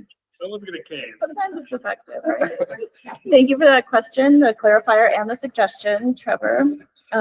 Any other questions? All right, we have a motion and a second to reinvest the CD as prior discussed. I'm not going to restate it and tank this whole deal. So all those in favor, please say aye. Aye. Any opposed? Thank you. Motion passes. Moving on to the sinking fund reinvestment. Right, so the sinking fund reinvestment is for the middle school bond, and it is held at First Security Bank. So there was record keeping just trouble with the changeover from Rocky Mountain Bank to First Security Bank. And so we were notified just recently, which is why it says January 11th. This is available for us to reinvest at 4.06 APY with First Security Bank for a term of 12 months.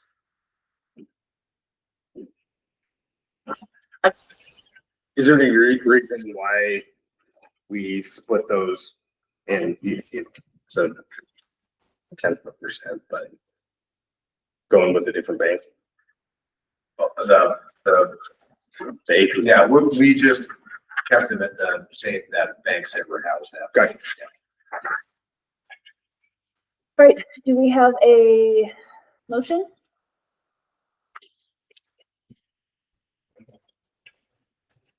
I'm scared. Me. I moved to reinvest CD account number ending in 7586 for $123,709.08 for Security Bank for 12 months at 4.06% APY. And is that one okay to have the dollar amount? Yeah.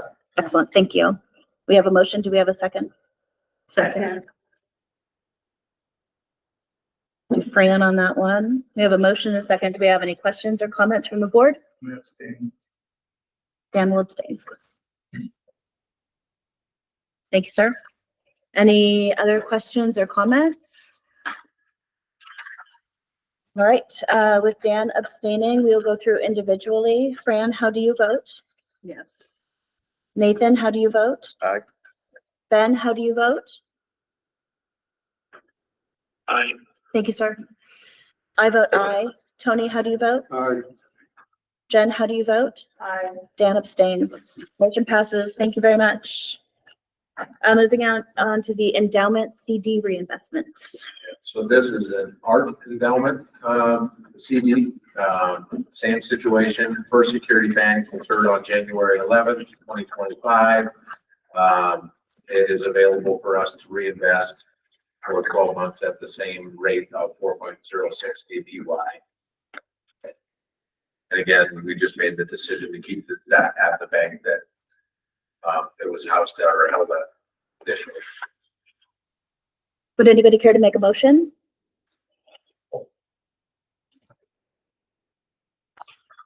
I don't have the fancy sheet in front of me that tells me what to say, so. I'll move to reinvest CD ending in 7585 for $138,060.04 with First Security Bank for 12 months at 4.06 APY.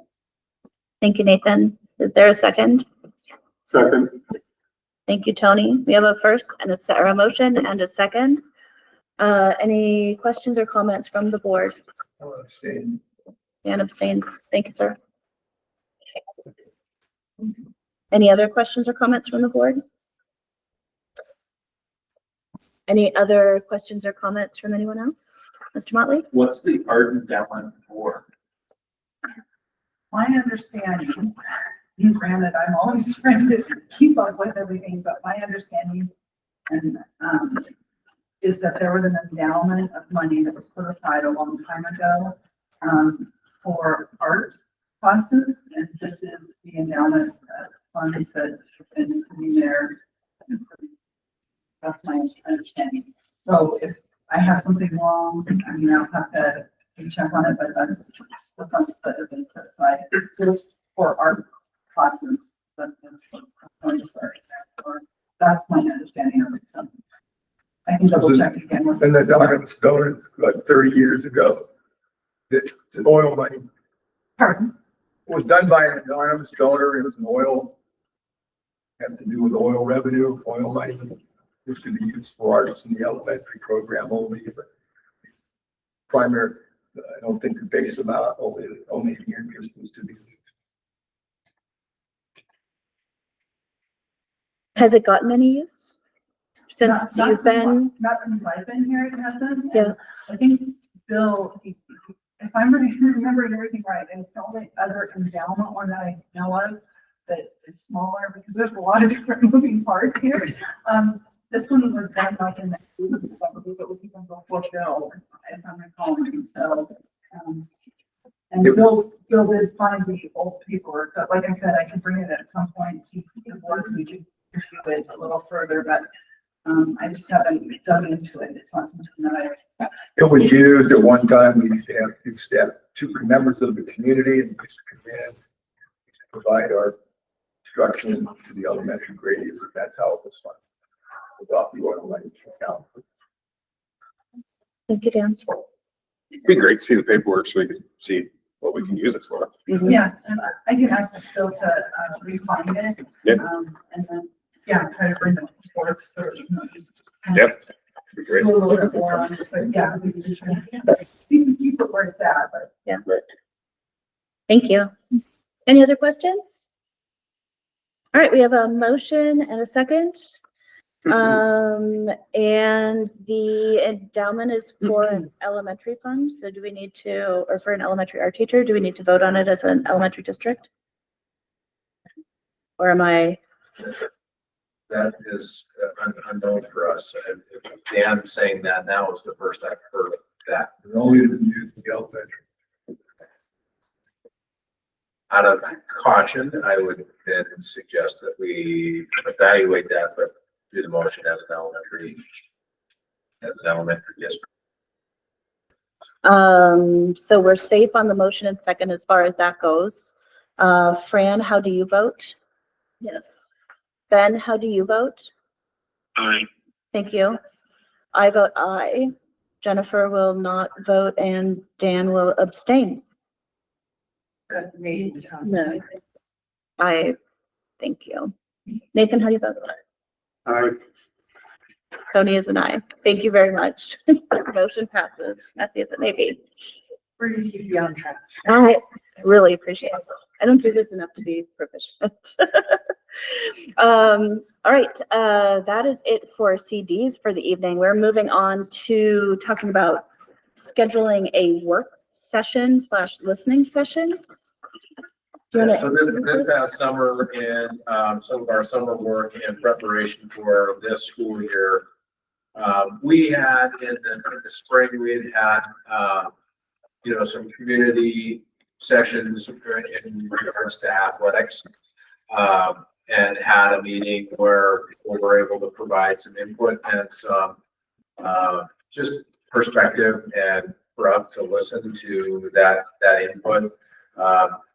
That experience resulted in some discussion over the summer about whether or not we wanted to do that sort of thing again. It's not a have-to thing, but if there are things that the board feels like maybe we need some information about, topics that we could listen about, then we wanted to present the opportunity to the board to host a listening session.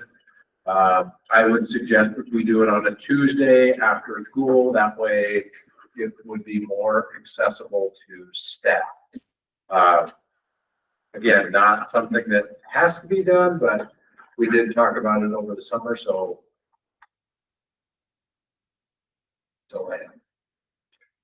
So we'd like to gauge the board's interest in seeing if we do this. If we are to follow through on this, it would have to be something that everybody commits to attending and not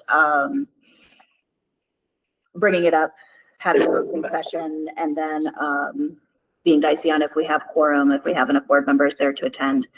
The other thing I would add to that is that we would frame it out. My one concern is we do not want this to get negative or be about personnel issues. It would be a listening session to be informed about programs, about events, about what is happening at the school. And so in the invitation email that we would send out, we would try to frame it out very specifically to make sure that we set it up in a way that we are not circumventing the chain of command for, regular issues.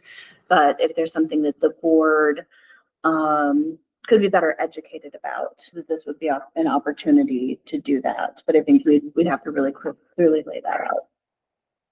Would it be smart for us to send out an email and the feedback be what would be your top, 3 items that you'd like to be listened to from the board, the administration on regarding X? And then we're able to take that feedback and then put out a loose agenda to kind of keep it in that, framework. If we get 70 people in here and 10 educators and all we're doing is listening to Sierra, Z, Jason, blah, blah, blah, blah, is anything like, there's only so many notes you can take. Right. And what's going to get done. And if we get enough feedback, then it's like, great, let's do it every quarter. Or whatever, twice a year, whatever. But if we can kind of steer the ship to keep if we have 25% of the feedback in X kind of realm, So we frame it by topics, like we survey to see what topics people are interested in and. I think maybe we get some feedback, we narrow it down, send it back out to the public. If we had 10 topics that were seemed like relevant to, we throw it by Dave in the administration, and like, okay, and then we narrow it down to 3 or 4, and invite the public to talk about these 3 or 4. I don't know, just throwing stuff against the wall. Yeah. I'd like to see, the school community as a whole be approached about what you're saying here. And in my mind, that includes the students, Right. not just the staff, but the school community. School community to me is just that, community, staff, not just the certified personnel, but also students, administration. And let them have some input as to what, if anything, they'd like to have. You're talking about them being on, but for us to listen to, correct? Correct. Yeah. Like community's community, it doesn't matter your age, Yeah. Any other thoughts? I love the idea of having something after school, during the day so that more, the students, the staff can be here without it impacting their schedules, because, obviously they're always invited to come here.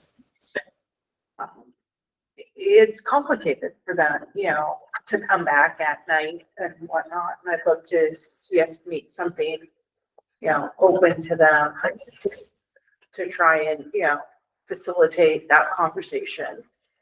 Because I don't think we get to hear enough about what they want and need. I agree. How much different would the comments be if they were anonymous versus with somebody's name on? I'll be more honest. Can we do that? I think people have the opportunity to do that at any time.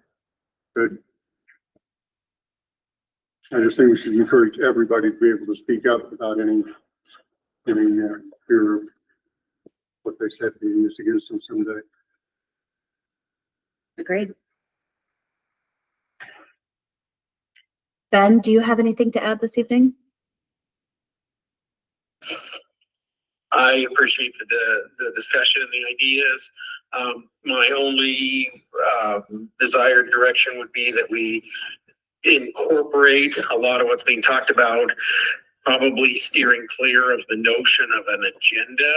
Agenda moves us into a action item type setting where, we've got to be clear, we've got to direct people back into a lane a little bit. So I'm all for gathering ideas and seeing if we can bring some structure. I just don't want to necessarily put everything out there as an agenda, because I would want to keep the ability open for the discussion to go wherever it needs to, which we're allowed to do through a work session and legally not allowed to do through a formal board meeting that has a A, B, C, D, E, F agenda on it. Thank you. Well, maybe we do just open it up to a Tuesday after school and see where it goes. Can always do another. I mean, it'd be great if we feel like we have to do it. We want our kids in our community to be talk, Schaefer?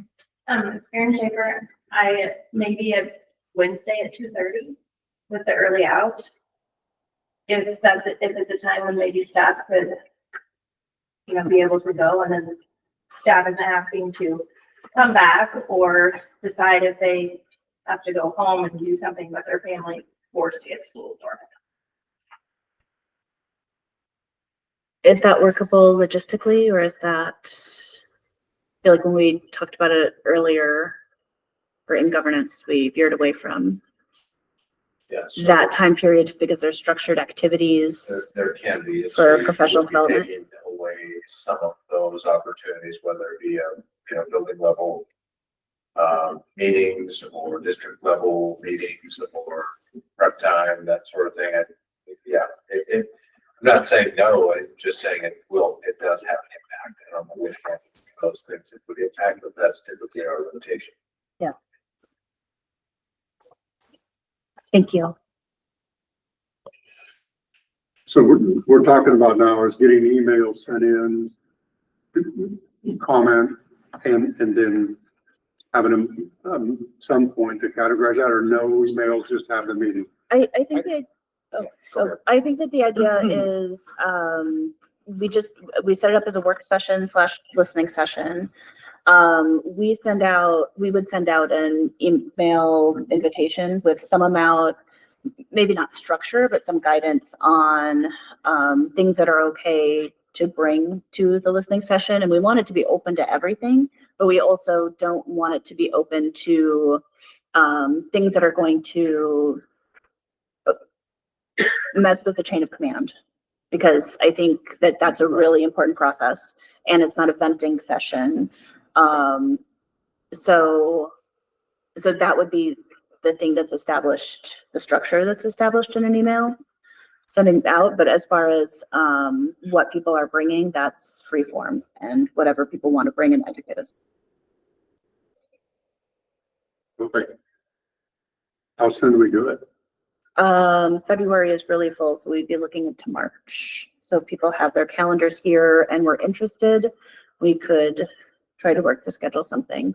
Is there any other comment from admin or from anybody else here regarding the idea of a listening session? Any ideas, thoughts, shapes? Mrs. Motley? The only thing I would say would be sorry, I'm gonna tune you out, would be at 2:30 for staff to be able to input on Wednesday. Would you already say that? Because I wasn't listening. Into our listening session and you're listening. Well, can I suggest something like this? If we want to proceed, and we totally skipped that making a motion thing and then having a conversation, so that's on me and I apologize, but can we maybe consider, instead of scheduling it this evening, if we are looking at a Wednesday, can we decide whether or not this is something we want to do and follow the motion through on that, and then clear the proper Wednesday or Tuesday and then send that back for scheduling? Yeah, what I don't want to do is have things that maybe need set up, need to be rescheduled. So if there's an opportunity, maybe we get some dates, your direction, and then we can work on getting that scheduled some other way. Yeah. And Stephanie, I think that's a good idea. I think we can easily do that because we have 2 more currently scheduled board meetings in February already on the calendar, and we've provided public notice for those. So where the board will be coming together at least 2 more times. Good point. All right, well, would anybody, if we do not want to move forward with the listening session, I do not believe that any motion has to be made. I'm not positive if we have to make a motion if we want to do a listening session, but we don't want to schedule it. But probably it's safer to make the motion if we do want to. Is that seem most appropriate? One, you'd want to make a motion for me to schedule one, but I think at this point, you just skip the item. Okay. Yeah. Table it, skip it. Okay. Do we need a motion to table it or skip it? All right. I make a motion to table the scheduling of a board work and listening session. Thank you, Jen. Second by Tony. All right, thank you. The motion has been made to table the idea of a listening session and seconded by Tony. All those in favor, please say aye. Aye. Any opposed? All right. We're not gonna do this at all. Tabling means we're gonna postpone, I think, some kind of action in my mind. Or somebody read the motion back to me, please. We are tabling scheduling Okay. a work session. Okay, I didn't hear that part. And I don't think we need to redo anything now, but I think if we're all comfortable with the assumption that we're tabling it until the next meeting of the board, So we're clear about that? Yes. Okay. And hopefully we'll have more information about scheduling at that point. Right, thank you. Well, I'll change my vote to aye. Okay, you're an aye. Ben, are you an aye or are you a nay? I'm an aye, yeah, just that we're clear that we're tabling until the next regular school meeting, so it's not an indefinite table. Okay. Thank you, sir. That moves us on to the request to open negotiations with Stevensville secretaries and paras. Yeah, so I received an email, Linda Kearney sent an email requesting to open contract negotiations with the para secretaries union with the district. So we currently are in a 2-year contract, which will expire at the end of this school year, and we'll need to have a new contract moving forward. So I would suggest that we open negotiations. Would anybody like to start with the motion? Sure. I'll make a motion that we open negotiations with para educators and secretaries for the 25-26 school year. Thank you, Fran. Do we have a second? Second. I'll do Tony, is a second. We have a motion and a second. Do we have any board comment or questions about opening negotiations with the secretaries and paras? Do you have any other comments or questions about opening negotiations with the secretaries and paras? Excellent. Then can we move to a vote? All those in favor of opening negotiations with secretaries and paras, please say aye. Aye. Any opposed? All right, motion passes. Thank you very much. Brings us to a discussion about our board self-evaluation and possible ad hoc committee. After our last board self-evaluation, let me step back, we conduct board self-evaluations each April per board policy. The intention, of course, is to evaluate our performance and improve as a board. We do it in April, so it precedes the May elections, where we then, in theory, and usually have at least a slightly new board.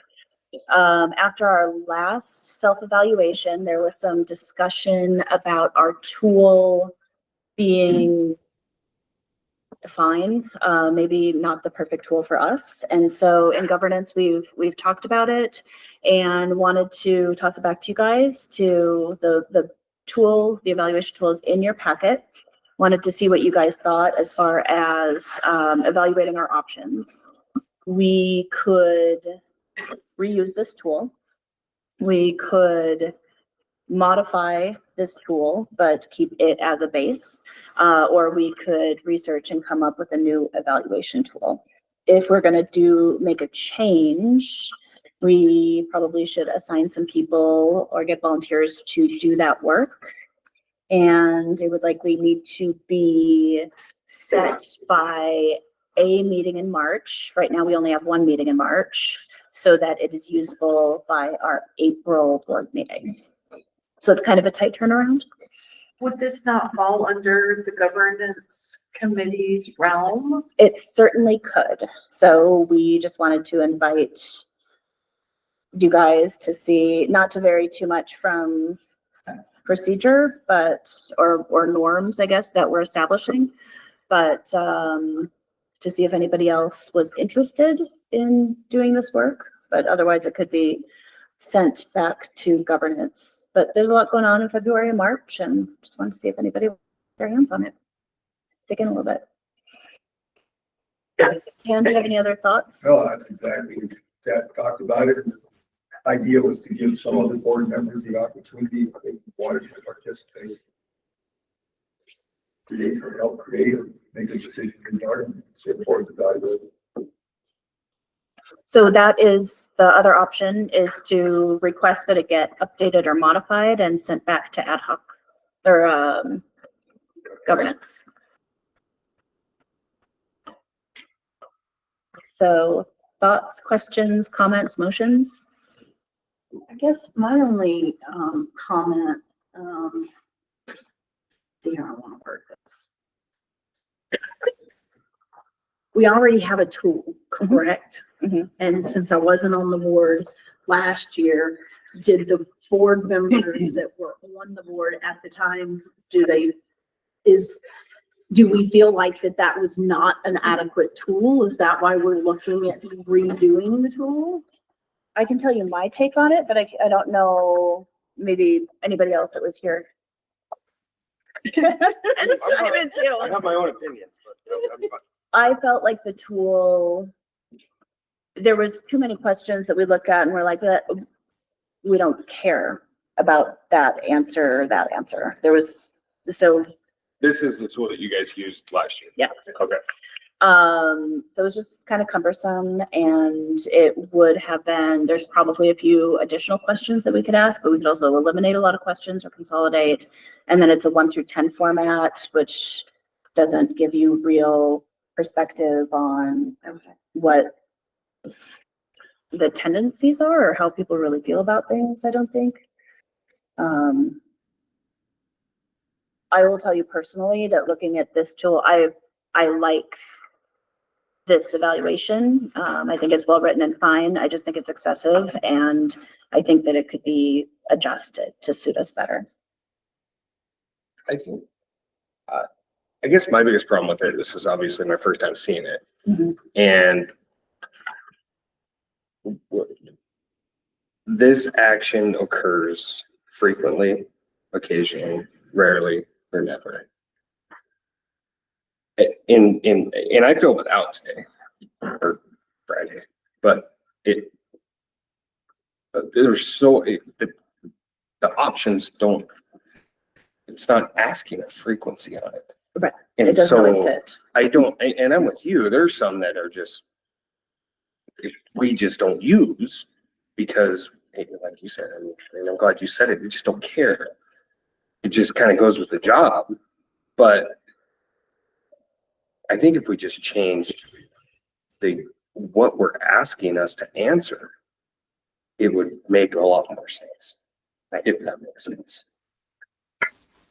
I had a problem with 0 to 10 scale among other things. I liked how we did the superintendents. I do too. Yeah. That gave us, it gave me as a person having to fill out that a better idea of what I was being asked and what those values, the subjective, what those values meant.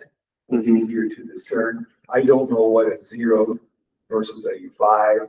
Right. What's that? Right. I don't know. And of course, you could argue that any evaluation with some exceptions is going to be subjective. I understand that. But there's a lot of questions on there that are appropriate. That I don't know why we're concerning ourselves with it. I think we need to be more focused on what our evaluation is trying to determine. Right. And I don't know if we need to throw the baby out with bathwater, but I think there needs to be some editing and some changes made for more effective to create. And the first thing I was thinking when I was going through it was, I like the fact that the superintendent's evaluation was very mappable. The numbers that Ben was able to give us at the end of that was, it was very simple. There wasn't so many options that it cut it down. There wasn't 18%, 18%, 18%, and 18%, whatever it is. But I honestly was thinking about it as I was doing it, and I was like, I think if you took the word superintendent out of it and used his evaluation, it made more sense to evaluate us than it did him. If you reference going back to that, I think that we could take some questions from that and make them applicable to us. Yeah, 20 good questions is better than this whole evaluation. Exactly. Yeah. And I think we just need to decide who's going to do it and when, I guess. I think that's the question. Sounds good. Yeah. Yeah. Yeah. I think I would be that's willing the to help with question. that. What's that, Tony? I said I would be willing to help get this done. When does it need to be done by? Well, if we're going to approve it by the board, it needs to be done at a meeting in March. Right now, there's only one, but I think there's only one in March, right? So if we ended up adding any on, then it could be done later, but to be usable in April, it must be done March meeting. We have a month. March, be done in March. But that's You'll be able to hand it to you in March. It's gonna be in March. by the March meeting. Ben? So there'd be the option tonight to move to remand it to the standing committee of governance with power to act, and then it wouldn't have to come back for another full vote, or no power to act and it would have to come back, or a special committee if other people want to be on it. Again, same options, power to act or without the power to act. But it could clean up our timeline if the committee was given the power to do what they needed to do in case we were worried about our timeline. Thank you. Is the governance committee happy taking this on? The governance committee members, I believe, are short on time, but also would probably be willing to take it on. Governance committee members? Yeah, that's, that's what has to happen, and that's how it gets done, that's how it gets done. Yep. Ben? I would agree. I would also throw that the governance committee and my role with the board, it can get hard to see the forest for the trees, and would welcome this to be a truly meaningful tool. So would absolutely welcome some voices from trustees that maybe are not as frequently a part of things to craft a really great tool to help us get better. I also know everyone is short on time. My follow-up comment to what Dan said and what Stephanie said about, we will if we need to, is the governance committee, by pure coincidence, it doubles as the negotiation committee. Very separate items, handled in separate meetings, but our time is going to get really, really slim. Well, I'm happy to work on it. Anybody that wants to join in on that, but I don't know, for the sake of not forming another committee to do it, I'm happy to work with the governance committee. I'd be happy to help as well. Okay. So we could try to help put stuff together for you guys, so it's a shorter term. Yeah, I think we could help and just use the governance committee. What do you think about that? I think so. Okay. Chuck? I bet I refer all that. Make it legal. Yeah, Ben, what's your thoughts on how to form that thing? We can have four. It's a K-12 wide thing, so we are not in excess of quorum for four. So I mean, if there were a couple people outside governance, or maybe it follows a governance meeting and then one of the governance members departs. And so it's a blend of that, but yet we'd be at that 4 threshold, which on a K-12 topic is not a quorum and therefore in compliance with open meeting law. Okay, so are we looking at deferring this back to governance for evaluation and editing with extra helpers? Can I just make a Yes, suggestion? please. Nate and Tony work on a new tool and bring it to the board meeting in March. And we will vote on it to approve it. And if for some reason we don't approve it at that point, then we have, When is your governance meeting? So we would be working, we would run this through the governance committee. We make sure that they. no, because the government, I think that's the problem, is because if the two of you work on it and then take it to governance, then you have too many people and you would have a quorum.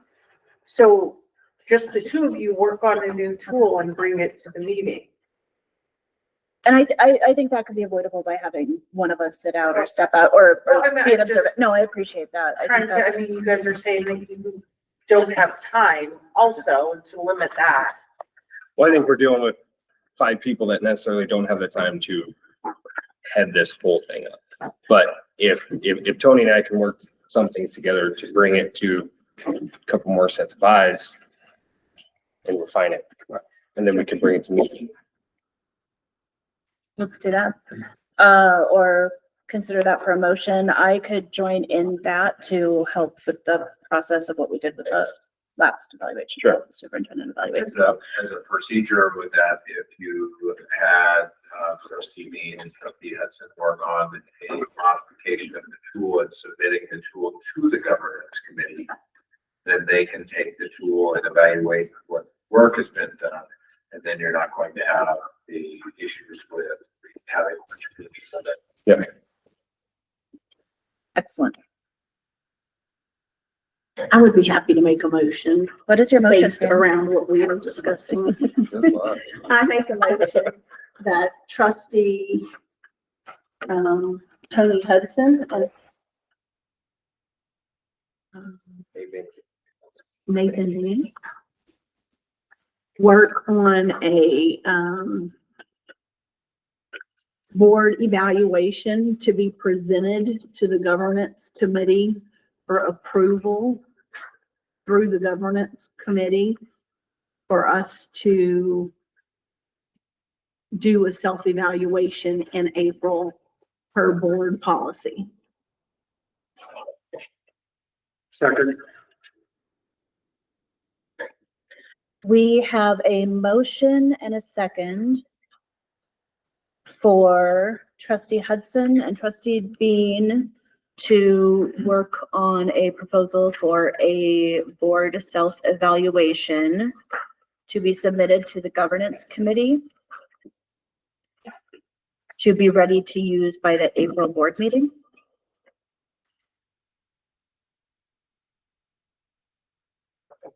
We have a motion and a second. Is there further board comment? Who was the second? Tony? Any further board comments? Any additional public or administrative comment? All right, motion and a second. All those in favor, please say aye. Aye. Any opposed? Motion passes. Thank you, trustee Bean and trustee Hudson. Appreciate it. I believe this concludes this evening's business. Thank you all for coming. Is there a motion to adjourn? So moved. Second. We have a motion and a second. All in favor, please say aye. Aye. Any opposed? Thank you, everybody. Have a good night. Thanks, all.